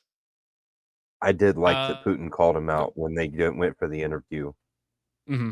He's like, you applied to the CIA in 1980, whatever. And Tucker just looked at him with a slack jaw like, how did you know that? Well, it's public knowledge. I mean, Putin was in the KGB at that time, so he knew who was applying to the CIA and who wasn't. At some point, Tucker Carlson's file came across his desk at the KGB, guarantee you. The Lightspore for 2 says, hi, friends. Hello, Lightspore. I hope you're still having a great drunk Friday night. Timothy Tastewell for 2 says, plump and juicy, John. I'll take that as a threat. Thank you, Timothy Tastewell. Delete Laws for 5 says, Noonan syndrome sounds terrible. Still better than whatever Trench has. Wow. Trench catching strays just like a Thomas Crooks cranium. Wow. Moonman for 2 says, testing, behead my enemies, inshallah. Well, because you put the inshallah, YouTube actually flags that as fine. That one's actually good. Subartic Psycho for 5 says, how the fuck you go from a right-wing boomer tier Fed posting to full globo homo deep state assassin? A cacophony of drugs, mental disabilities, developmental problems, and prodding by your local Fed. And as well as his high school teacher, who was a product of BlackRock as well. Yeah, I think it's just proper pieces in the right places, pushing you in a certain direction. Moonman for 2, just happy little accidents. Moonman for 2 says, okay, maybe he is cooking. Yeah, he was, Thomas Crooks goes back and forth on the base cringe scale. Moonman for 2 says, okay, maybe he's cooking again. Yeah, he goes back and forth. Will you teach me for 2 says, if melanin and a gun is all you need. I'm not a melanated individual. HSB for 5 says, this is just unironically how quickly a teen's political opinions flip. Just like how they can one day say they are actually a girl and then not, LMAO. But even that, even if we take the transgender ideology aspect of it, right? I think that requires indoctrination, right? So that's the school system, that's friends, that's social media. It's just sort of a gay trans agenda. I think the exact same thing is true of these political ideologies, right? So is it the school system pushing them in a certain direction? Well, certainly not the right-wing Fed postie. It's got to be communities online. Who's in these communities online? Are there federal assets involved pushing people in these directions, trying to target these developmentally challenged individuals, right? We know there was in the case of Buffalo. Yeah. And there was this one known terrorist organizer who was responding to some of Thomas Crooks' comments online, which I find that wacky. Just to think about Thomas Crooks, known terrorist person associate, happened to be commenting against each other online, right? Out of all the vast array of videos and comment sections you could be on, the two of them randomly meeting in the middle. All right, fair enough. You know, could be coincidence afterwards. Could be a coincidence. Could be. Moonman for 2 says, Richard, please Google how to get fertilizer, please. Yeah, you need to crook up your search history there. It's already fucked up. Sir, I would like to say a slur. Coppertone for 2 says, mentally ill young man, somebody please get this man a gun. Thank you, Coppertone. Chud for 2 says, C's incredibly gassy in Richard's history. Richard, gassy. Sorry, you made it 2 hours into the stream without having to be gassy. I tried. Amorite Boy for 5 says, one thing I learned from my dad's job is that 99% of the government is incompetent. That 1% are extremely dangerous and extremely competent at planning bad things. That's kind of my take on it too. I think by design, a lot of them are kind of incompetent, low level, inefficient, bogged down in bureaucracy. But some of them are not. Some of them are highly efficient and extremely good at doing these things. That would be very close to my take on that as well. Catch Praz says, behead anemones. Anemones? Anemones. Thanks. Over on Ko-Fi.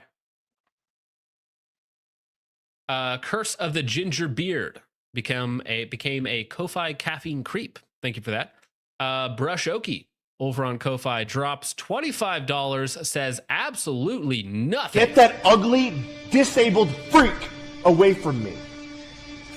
I don't want to look at his fucked up face. That's me when I see Thomas Crooks out in public. Drainpipe says, retardy Oswald. That's correct. Thank you, Drainpipe, for that. Retardy Oswald. Pod Nabokov 147 over on Ko-Fi says, are the CMMG 9mm PCCs worth the money? No. I've heard very good things about the radial delayed blowback systems. Now Well, they're okay, so the 9mm, expensive. yes. The 9mm They're is okay. well, but there's no other PCC other than a 9mm. The radial delayed blowbacks are cool. However, for $1,500, they're basically the same price as the cheaper MP5s, which aren't perfect. So maybe? I know some guys that love the radial delayed 9mm PCCs. And Daniel Defense, I don't know. Excuse me. I don't know if they do, and I don't know if Daniel Defense does anything special. So I know somebody who had the 10mm and the 45 radial delays, and they could not get them to run at all. Well, 45 and 10mm should not be in PCCs. PCCs are not a actual delivery system. They're not an actual hunting or defensive rifle. It's not. That's not what He only that's not what wanted they're the for. 45 because suppressed. It's Well, already yeah, but subpar gun. 147 9mm is cheaper and just as quiet. Like it's you can get 147s for 26 cents a round. So why you would spend 50 to 60 cents a round on 45 to get the same quiet ammo? Like, Well, to he me, it's just already had total waste. He already had several cans of it. Yeah. But yeah, I've heard good things, but I probably wouldn't buy one because I'm silly. DD runs a hydraulic buffer. Well, the hydraulic buffers are really nice, but it's still just a blowback AR with a hydraulic buffer, right? I got the Maxim RDB, the roller delayed buffer, to work in my PCC now, and that shoots pretty well. Not MP5 level, but pretty well. Dick Cheney's Heart for Two says, what % of people are Intel/assets? Number would shock. Well, what was the thing back in the height of the Cold War, where it was like 1 in 5 people in Russia were some form of informant, right?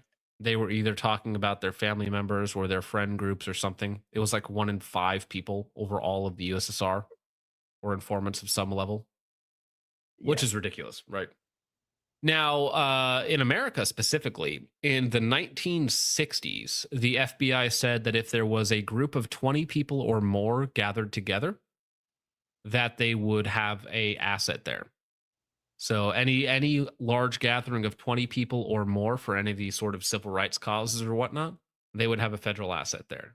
So has that number changed? I don't know.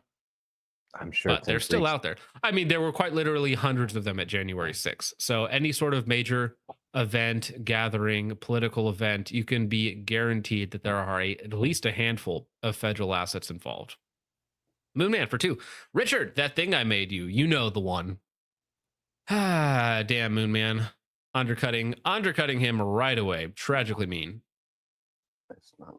Strategic Haley says bearing delay from Mean Arms. I've heard the bearing delay is good as well, better than roller delay. Yeah, I've heard good things. I've heard good things, but I'm not entirely sure. It looks interesting. All right. Well, how about extra retardium, right? So Safer Together, a special event on gun violence. Join the Trace in Philadelphia, November 18th. That's in 4 days to learn about what's driving the historic decrease in firearms homicide. I wonder what what this angle is going to be. Now, we've talked about the Trace a little bit before. They are a very anti-gun group.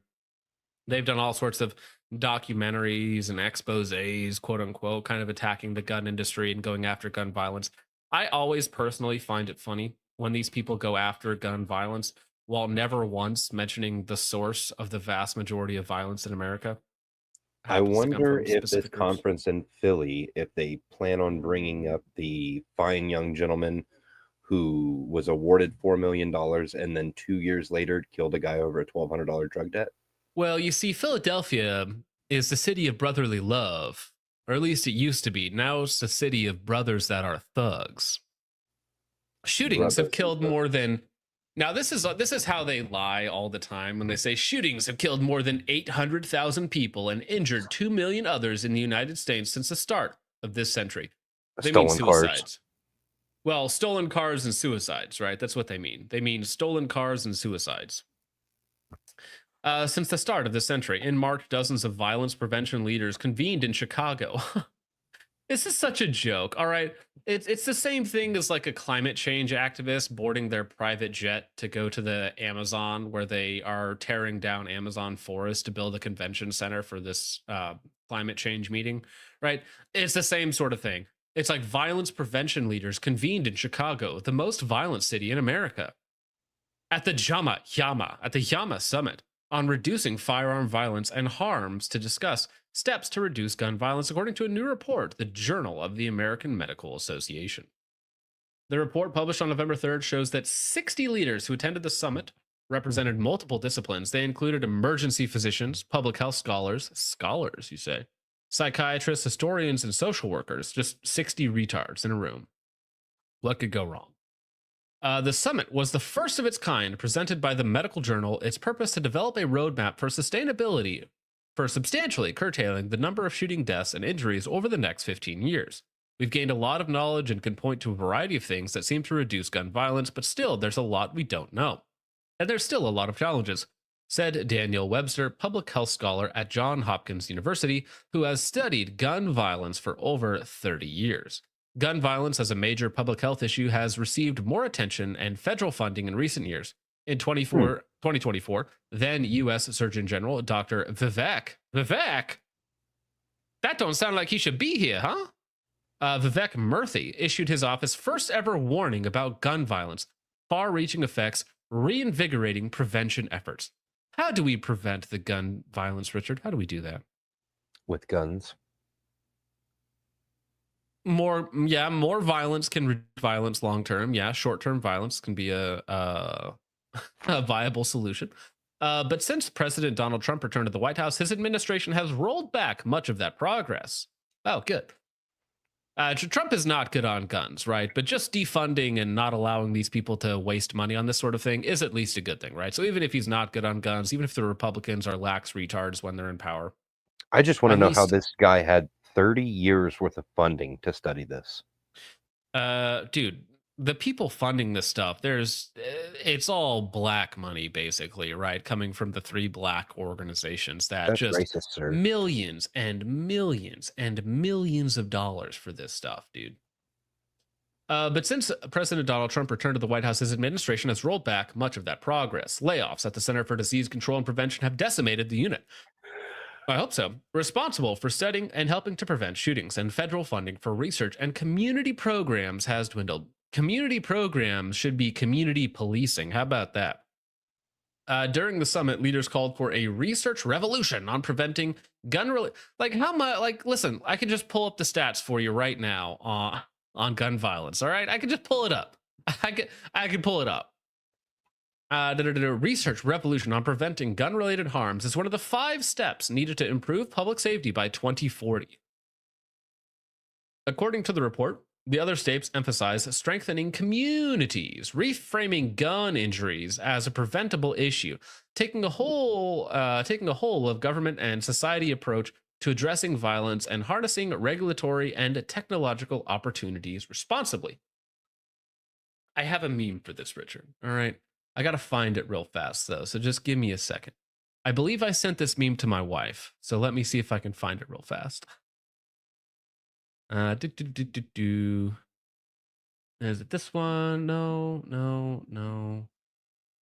Trying to figure out where I put it. There's way too many. No, maybe I didn't send it to my wife. Where would I have sent it to? Don't mind me. Trust me, this will be worth it once I find it. If I can find it.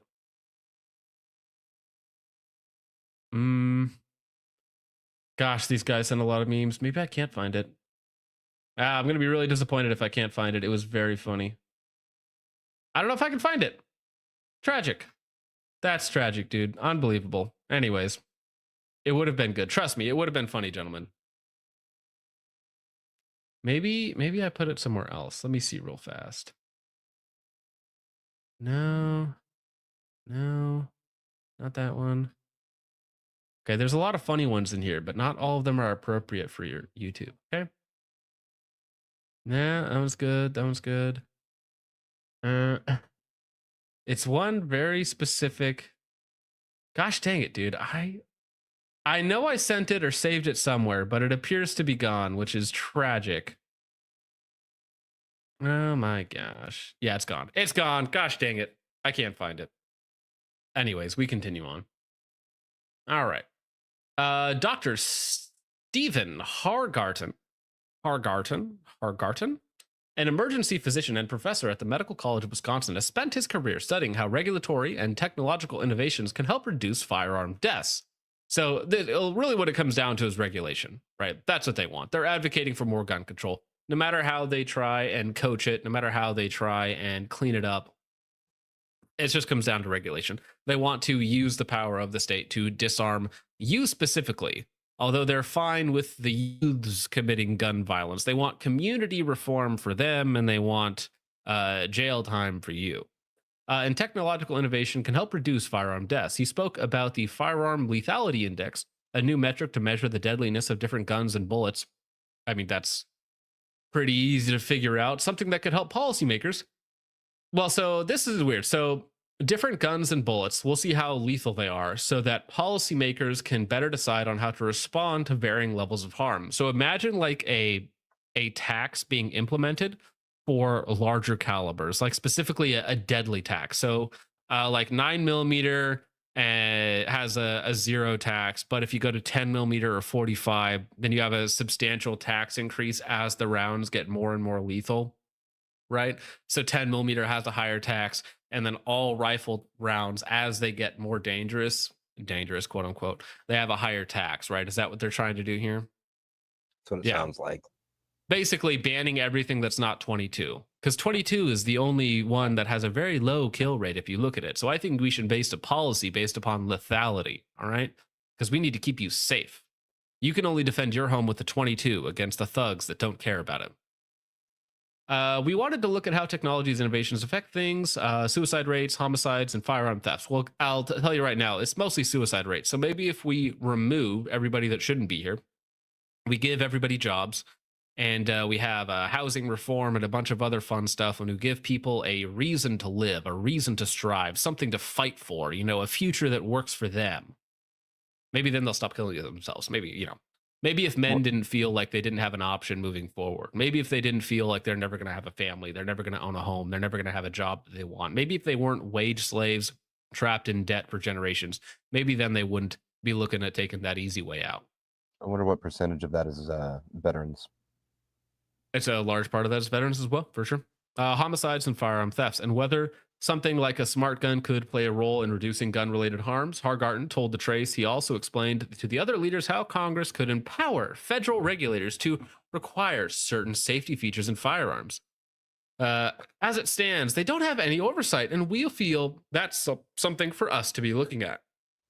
They want everyone to be like California, where you're going to have magazine disconnects, you're going to have capacity limits, you're going to have some sort of firing pin that marks the bullet when it gets fired, because I remember that was like a potential restriction on California for a little while. Doesn't exist. Right. Well, that's what this is looking into. It's like, how do we regulate everything to make sure that people are safe? And by safe, we mean disarmed. The report on the summit lays out several approaches that research has shown reduce firearm death. Live in a more white area. Or, the most ideal, live in an all-Asian area. And by Asian, I mean Asian, not Indian. All right? Statistically speaking, if you live around Asian grandmas, I think you're at the lowest risk of crime, gun violence, or really any violence. Now, however... Korean meme is a thing for a reason. Right. But however, now if you do take that route and you decide to move into a Korean grandma neighborhood, the fender benders just go through the roof. Okay, so no gun violence, but your curbs and your cars, if you park anywhere, it's just a nightmare. Okay, it's basically a free for all on those roads. Okay, but no gun violence though. No gun violence. The Family Guy meme. How much warning I need to cross 8 lanes? None. I turn now. Good luck, everybody. I turn now. Good luck, everybody else. Do firearm policies, violence intervention programs, environmental changes, alcohol policies, socioeconomic policies. Listen, I know a lot of socioeconomic factors committing crimes, okay, I and could see where policing interventions. most of those could change things, but what are environmental changes going to do? What if instead of firearm policies, what if instead of community violence intervention programs, what if instead of environmental changes, alcohol policies, socioeconomic policies, what if we just policed people who committed crimes? What if we just did that? What if we just threw them all in jail? What? Make murder illegal again? I'm talking about all. What if man. we made theft legal or illegal again? Right? You know, in California, is it $900? Baby steps. Baby steps. Is it $900 you can steal before getting charged with it? Because I know it was 500, but then it got raised to 900. When you consider the fact that it's like $495 for an hour in California, I mean, that's, they're not getting a whole lot, but they are getting something. Yeah, what if we just made crime illegal again? I feel like that would fix the issue. The report also noted that even though homicide rates have declined over the past 2 years, more people believe that crime is increasing. More effective research and communication are needed to combat these misconceptions. The report argues it is a dark and challenging time for quote-unquote Americans who care about public health and reducing gun violence. Nick Wilson, a summit participant and the senior director for gun violence prevention at the Center for American Progress, that's a mouthful, said in an email. The summit reaffirmed my optimism that we will get through this and rebuild our institutions stronger than ever. I hope not. And it will build support for future federal action by demonstrating what works. So essentially what they're doing is we're doing this research, but really all we want to do is gun control. All we want to do is regulation, right? We want to remove your ability to defend yourself from certain individuals. Now, this is Chicago Index of Crime, which is very nice. Thank you for providing this, Richard. Total crime in the past 365 days, 250,000. Index crimes the past violent and property fines, 100,000. Violent crime by itself, 222,000. Property crime, 81,000. And you can just kind of see a this is, what are we looking at here? Well, if you go over, that's a map of the area crimes there. You can zoom in and see what's what. You can filter it out. Just out of a, can I filter by race? Oh, of course not. It's the Chicago police. Can I filter by race? Well, actually, let me look up a this should actually be easy. This should actually be easy. I'm gonna look up a racial dot map for Chicago, and we'll do a little side-by-side comparison. And afterwards, I'll have you scroll down just a little bit. I want to point something out I found rather interesting at the way that the Chicago police groups their data. Mm-hmm. Right there. Registered sex and gun offenders, meaning they're putting people who have gun charges on the same map as the sex offenders. That is quite strange. Interesting. Okay, well, so here we have, let me show you this. This is our racial dot map right here. So green is black, red is Hispanic, blue is white. Now, something that I always find interesting about these areas is you can see that people basically self-segregate. Even in Chicago, even in hellholes, you can see like South Side, basically all black. Almost exclusively, right? You got a little rich suburb here, basically all black. West Side, pretty heavily Hispanic, right? You got a little bit of black up here too. Blue. Richer suburbs on the outskirts, almost exclusively blue, right? So all of suburbia, basically blue, which is white. And then you got the inner city, which is dominated by blacks and Hispanics. So even a couple real heavy Asian populations too. A couple purples, yeah, but Asians, we know this. We know that there's Asian towns, right? There's China towns within every major U.S. city, right? They make their own places because they like to be around their own people. It's like, of course. So even in a equal society, right, where we're all equal under the law, people naturally self-segregate. Like and this is Chicago, right? Crazy sort of self-segregation. Now, let's see here really fast. Can I do custom date range? Can I do, let's go to January 1st of this year and to October 31st. Let's do that. Oh, sorry. Oh, shoot. You're going to make me do it again, aren't you? Gosh dang it. Fine. Whatever. I didn't click through. I clicked the wrong one. January 1st. There. Violent crime, property crime, other crime. Let's just do that. Should be fine, right? And let me see all of Chicago. Are you going to pull up for me? 1,000 violent crimes. Yeah, but I want to see. So you have to by district, I think. Really? You're not just going to show me the whole map? Come on. Show me the map. What do I have to do to get it to work? Do I have to click on a district? Yeah, okay. They're popping up there. Can I make this bigger? How do I full screen this? Default map view. Can I make this bigger? Okay, there we go. All right, so let's see. South side. Well, actually, it's funny. So this corresponds to lots of violence in the south side for reasons. And that strip right there where the Hispanic population was, where it's bright yellow. Yeah, I think so. Yep. That is crazy. That's that strip of dark red right there. Now, if you could just... Can I just... I wish you could actually see this and actually blow this up. It's a terrible website, but you get it. You get it. All right. Well, it's ran by the city of Chicago. If you could make your map work for me so I could do my racism, that would be great. Thank you very much. But hey, all right. They update the gun and sex offender registry list daily. Well, yeah. That's so funny that they put them together. That's messed up, dude. How dare you associate me with those people? Right? Quote unquote. All right.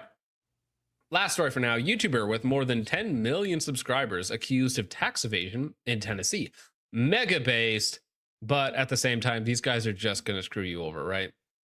So a YouTuber with more than 10 million subs, it's famously Haley Lujan's ex, right? Whistling Diesel, with more than 10 million subscribers, is facing charges of tax evasion in Tennessee, according to court documents. Cody Shane Detweiler, who's better known as Whistling Diesel on YouTube, was indicted on charges of tax evasion in Williamson County in early November. According to court documents, the charges stem from purchases involving a 2020 Ferrari F8 Tributo. The indictment states that Detweiler and Whistling Diesel LLC did unlawfully and willfully attempt in any manner to evade or defeat any tax due the state of Tennessee in an amount of $500 or more. Now, Whistling Diesel's worth a lot of money. Millions and millions of dollars. All right. So this is almost performative to arrest somebody on tax crimes when you could simply fine them the amount of tax you want from them. You could send them a bill, right? And rather than arresting them to send a message. This is a total misuse of time, money, getting this guy arrested for tax evasion. I mean, it's kind of a joke. They're going to show up at his compound. How many he's vehicles 27. Of course, he's bonded out immediately. But listen, what does a 2020 Ferrari F8 Tributo go for? $400K? Yeah, I'm gonna guess. $300,000. Okay, so what's the taxes on $300,000? 60, 65 in the state of Tennessee for sales tax. I'll have to check. Well, I don't know if it's sales tax. Maybe he sold it and didn't pay like income tax. He didn't count it as income taxes. On that. Maybe he counted it as a deductible, right? When he never used it for footage, right? So that is a tax crime because you're taking it off on your revenue, right? So let's say he owes the government $100,000, and I say in the colloquial sense, right?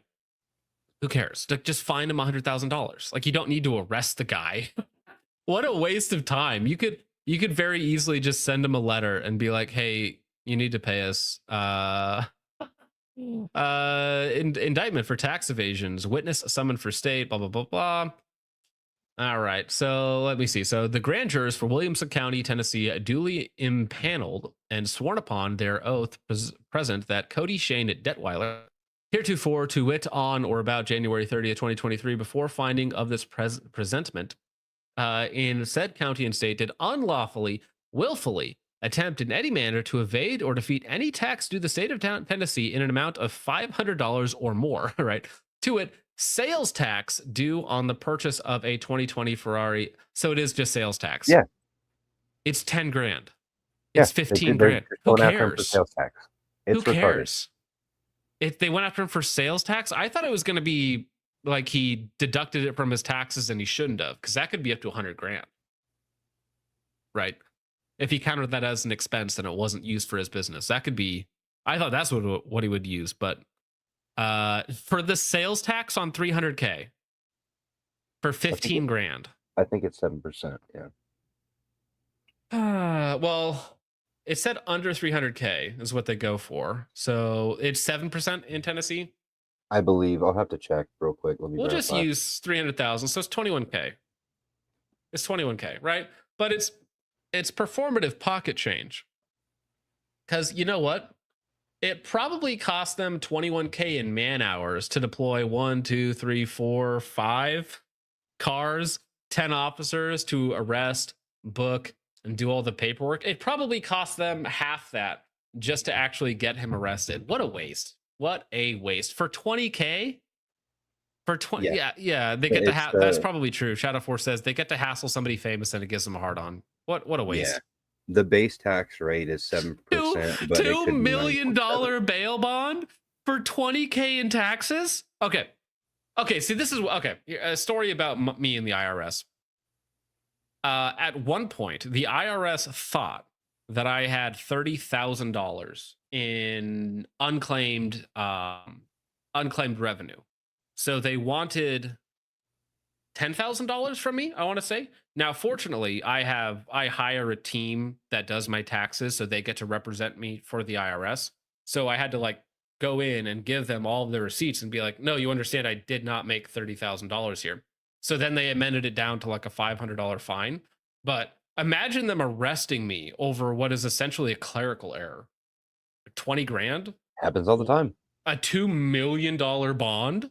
I'm just going to sit in jail until my hearing for 20K? You're going to take me away from my wife and kids for 20K? See, this is why I Fed post. And I'm like, judges have addresses, dude. This is disgusting. And I'm sure he's going to come out clean on the other side, because even if it's a punitive damages, even if they charge him 75K, 100K, who cares? Who cares? How many subscribers does he have? How many what? How many subscribers does he have? Over 10 million. Over 10 million. Yeah. So, I mean, just YouTube ad revenue alone, I could almost pay this off in a month. The taxes that he owes on that.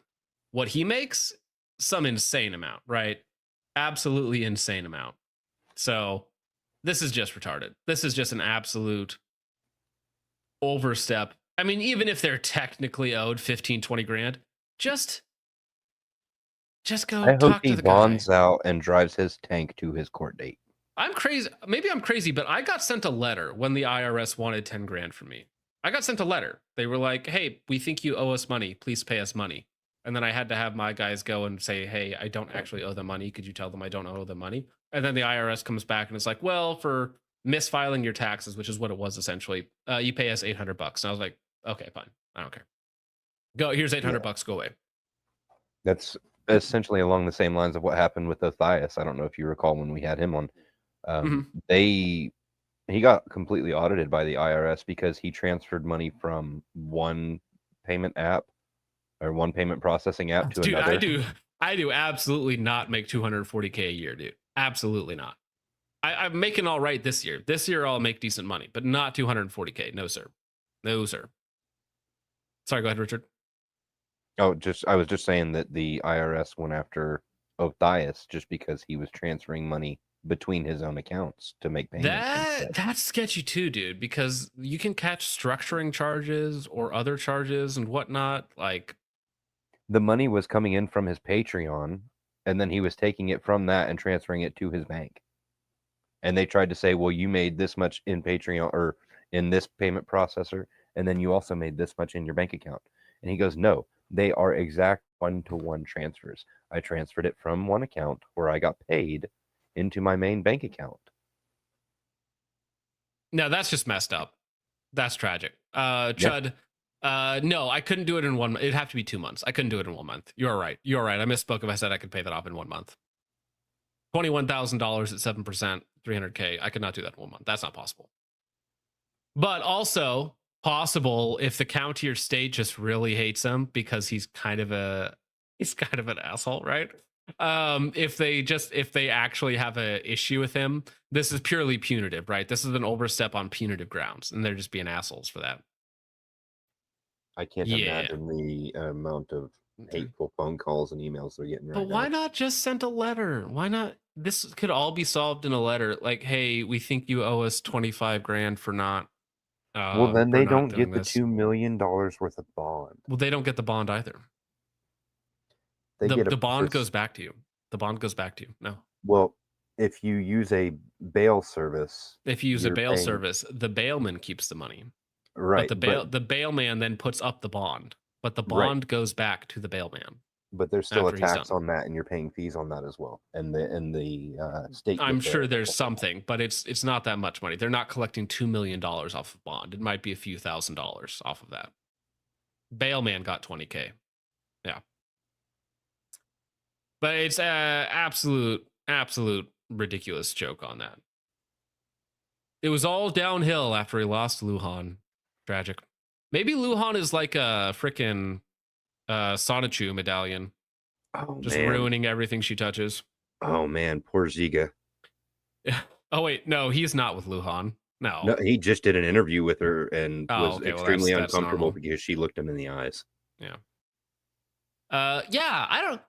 Can you charge? That's insane to me. I don't even think, because think about it. If the state is alleging you owe them 20K, but you put the bond at $2 million, that shouldn't even be appropriate.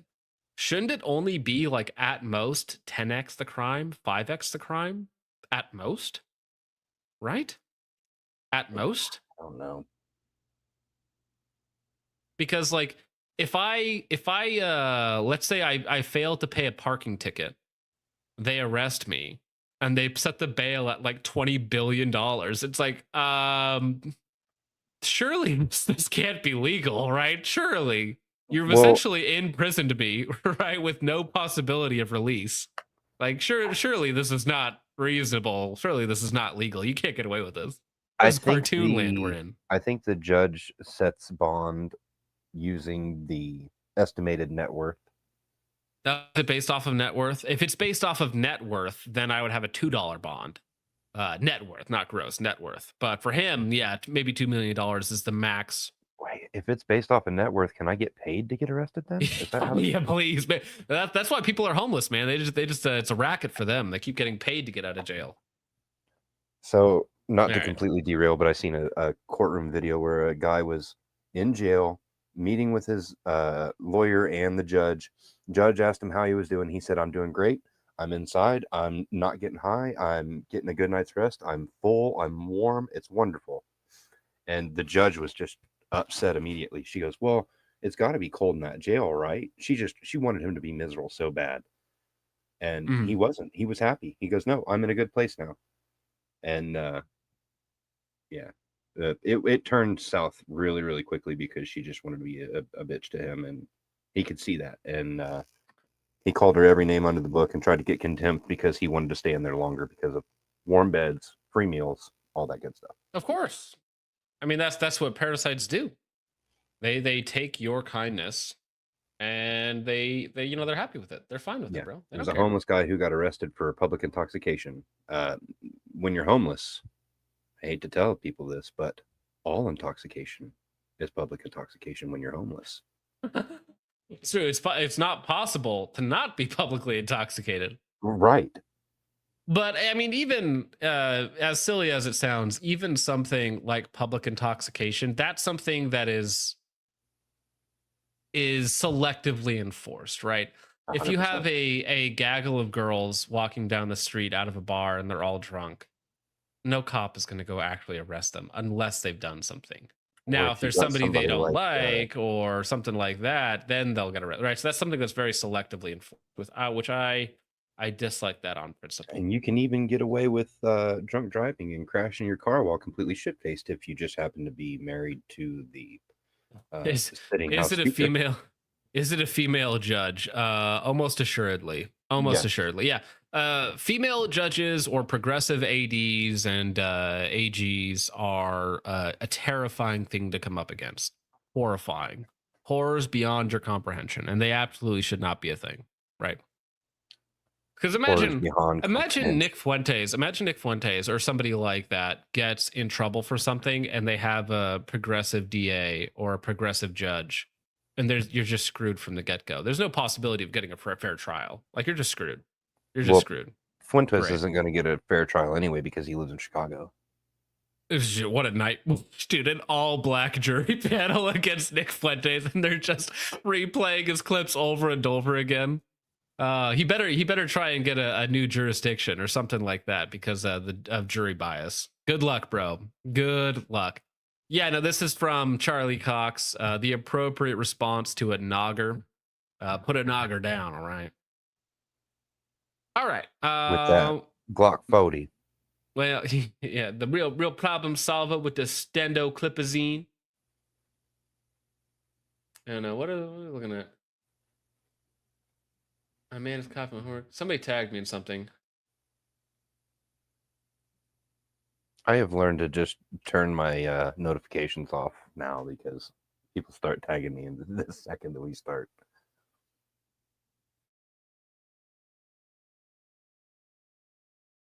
That's funny. One of my guys is actually banned from super chatting, apparently. Your credit card company is cutting you off. Good, base. We're having an intervention here. Yeah. They're not allowing him to super chat at all. It's like, good. All right, save your money, sir. Judd McGill for 2 says, take firearms away from blacks. Thoughts on the Daniel Defense H9? I think it's a novelty, guys. Is Rad's arm still here? He has one. He has thoughts on it. I think he had issues with his first one. I was gonna say, didn't they break? Like all of the first they had gens had issues. problems? Yeah, but it's a first gen of a repro of the bought out Hudson H9, which had issues. Yeah, that so had problems plaguing it from the very beginning. Yeah, and then Daniel I don't Defense know. got it, and then if I recall correctly, their demo model fell apart on the SHOT Show floor. Many such cases. What does an H9 even go for? Disintegrated. I'm gonna look this up right now. $1,200. Is that what they are? Really? I could be wrong. That's what they were going for at one point, but that. Let's see. H9. $1,000.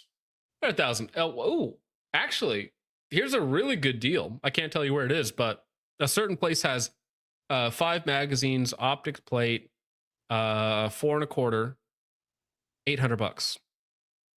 Really?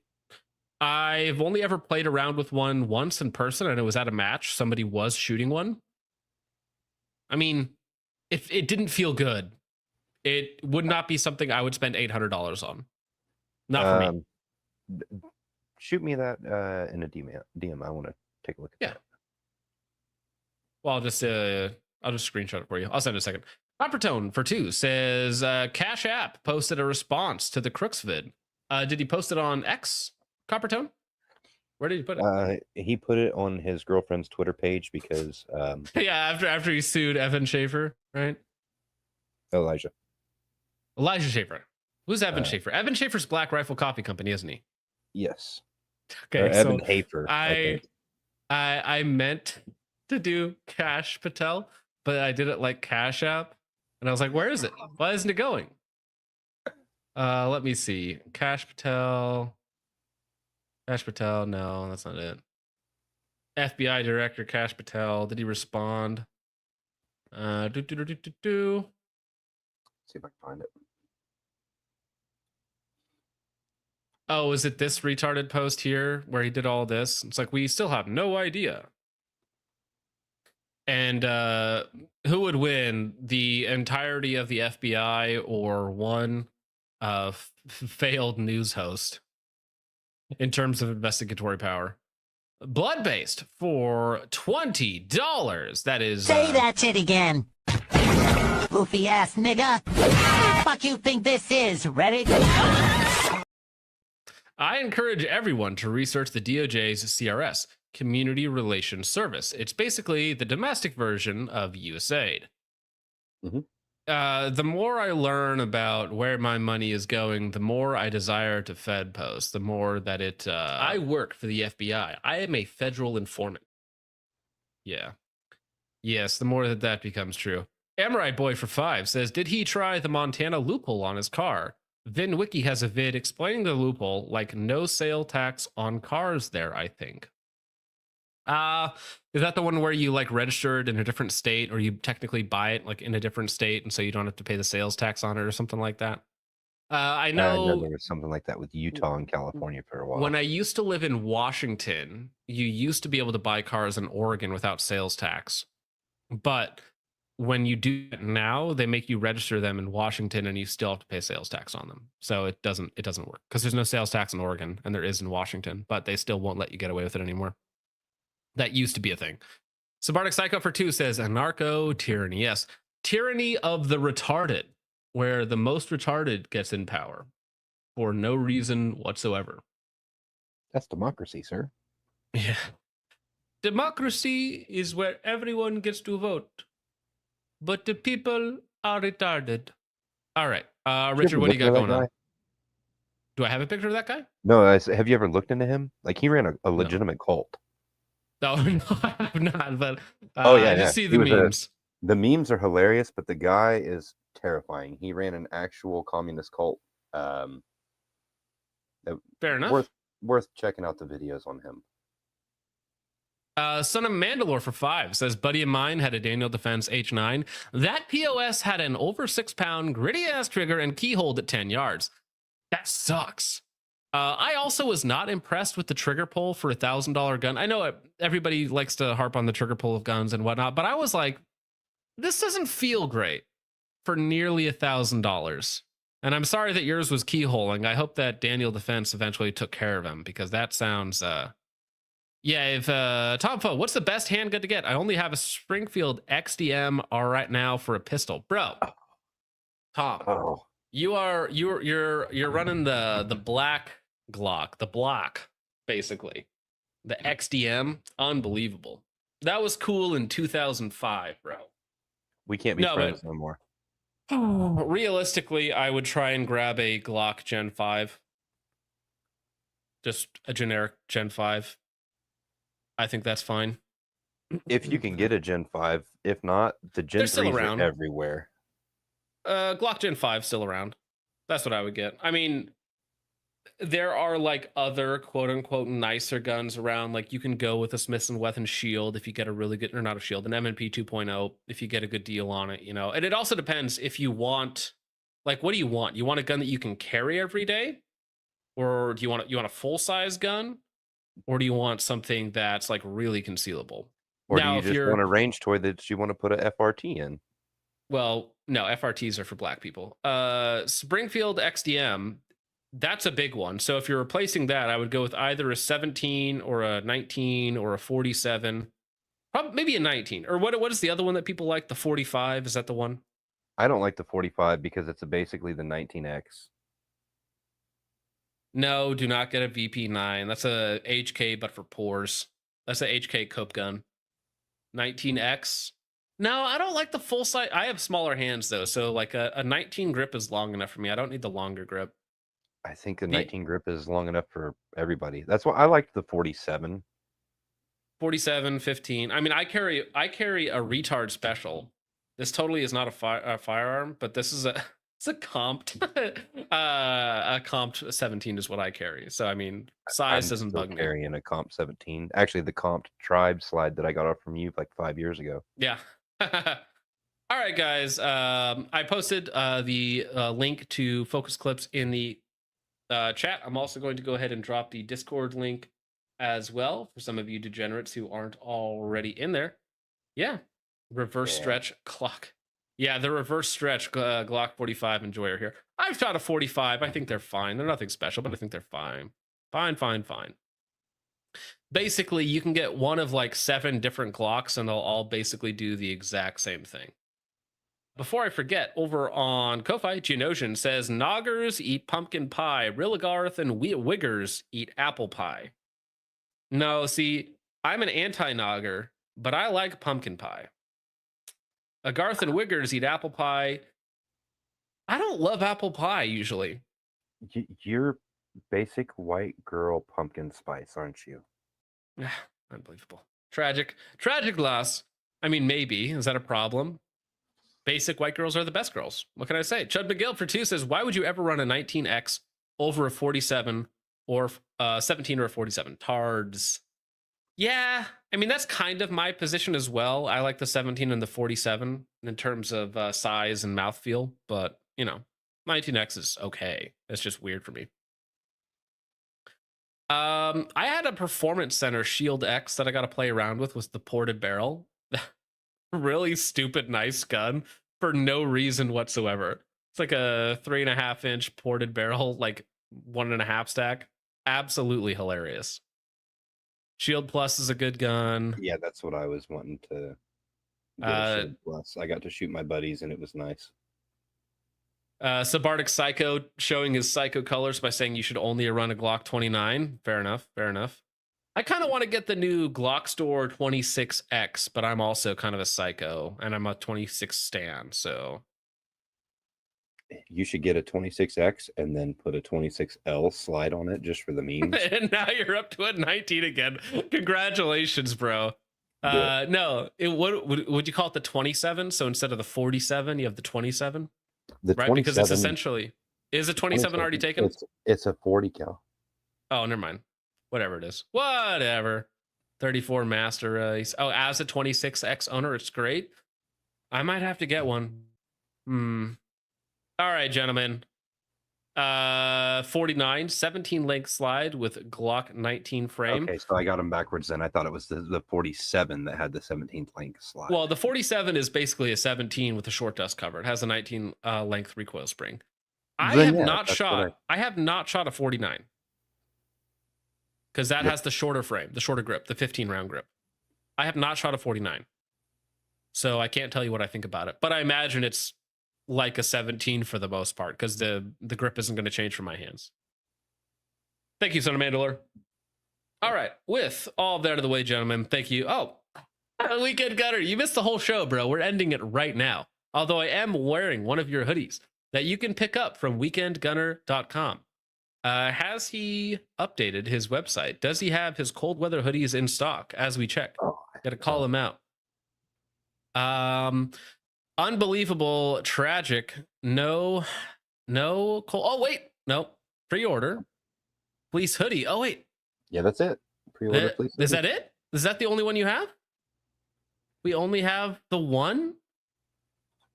We only have one hoodie in stock? Come on. No, he said nope.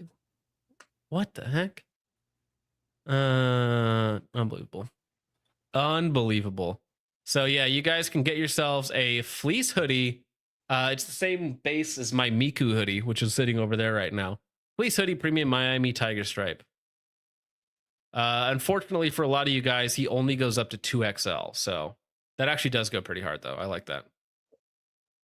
You'll be the flashiest guy at your local matches or in your mom's basement, either one. With all that out of the way, gentlemen, thank you so much for watching. I hope you all enjoy. We will see you in the next one. God bless.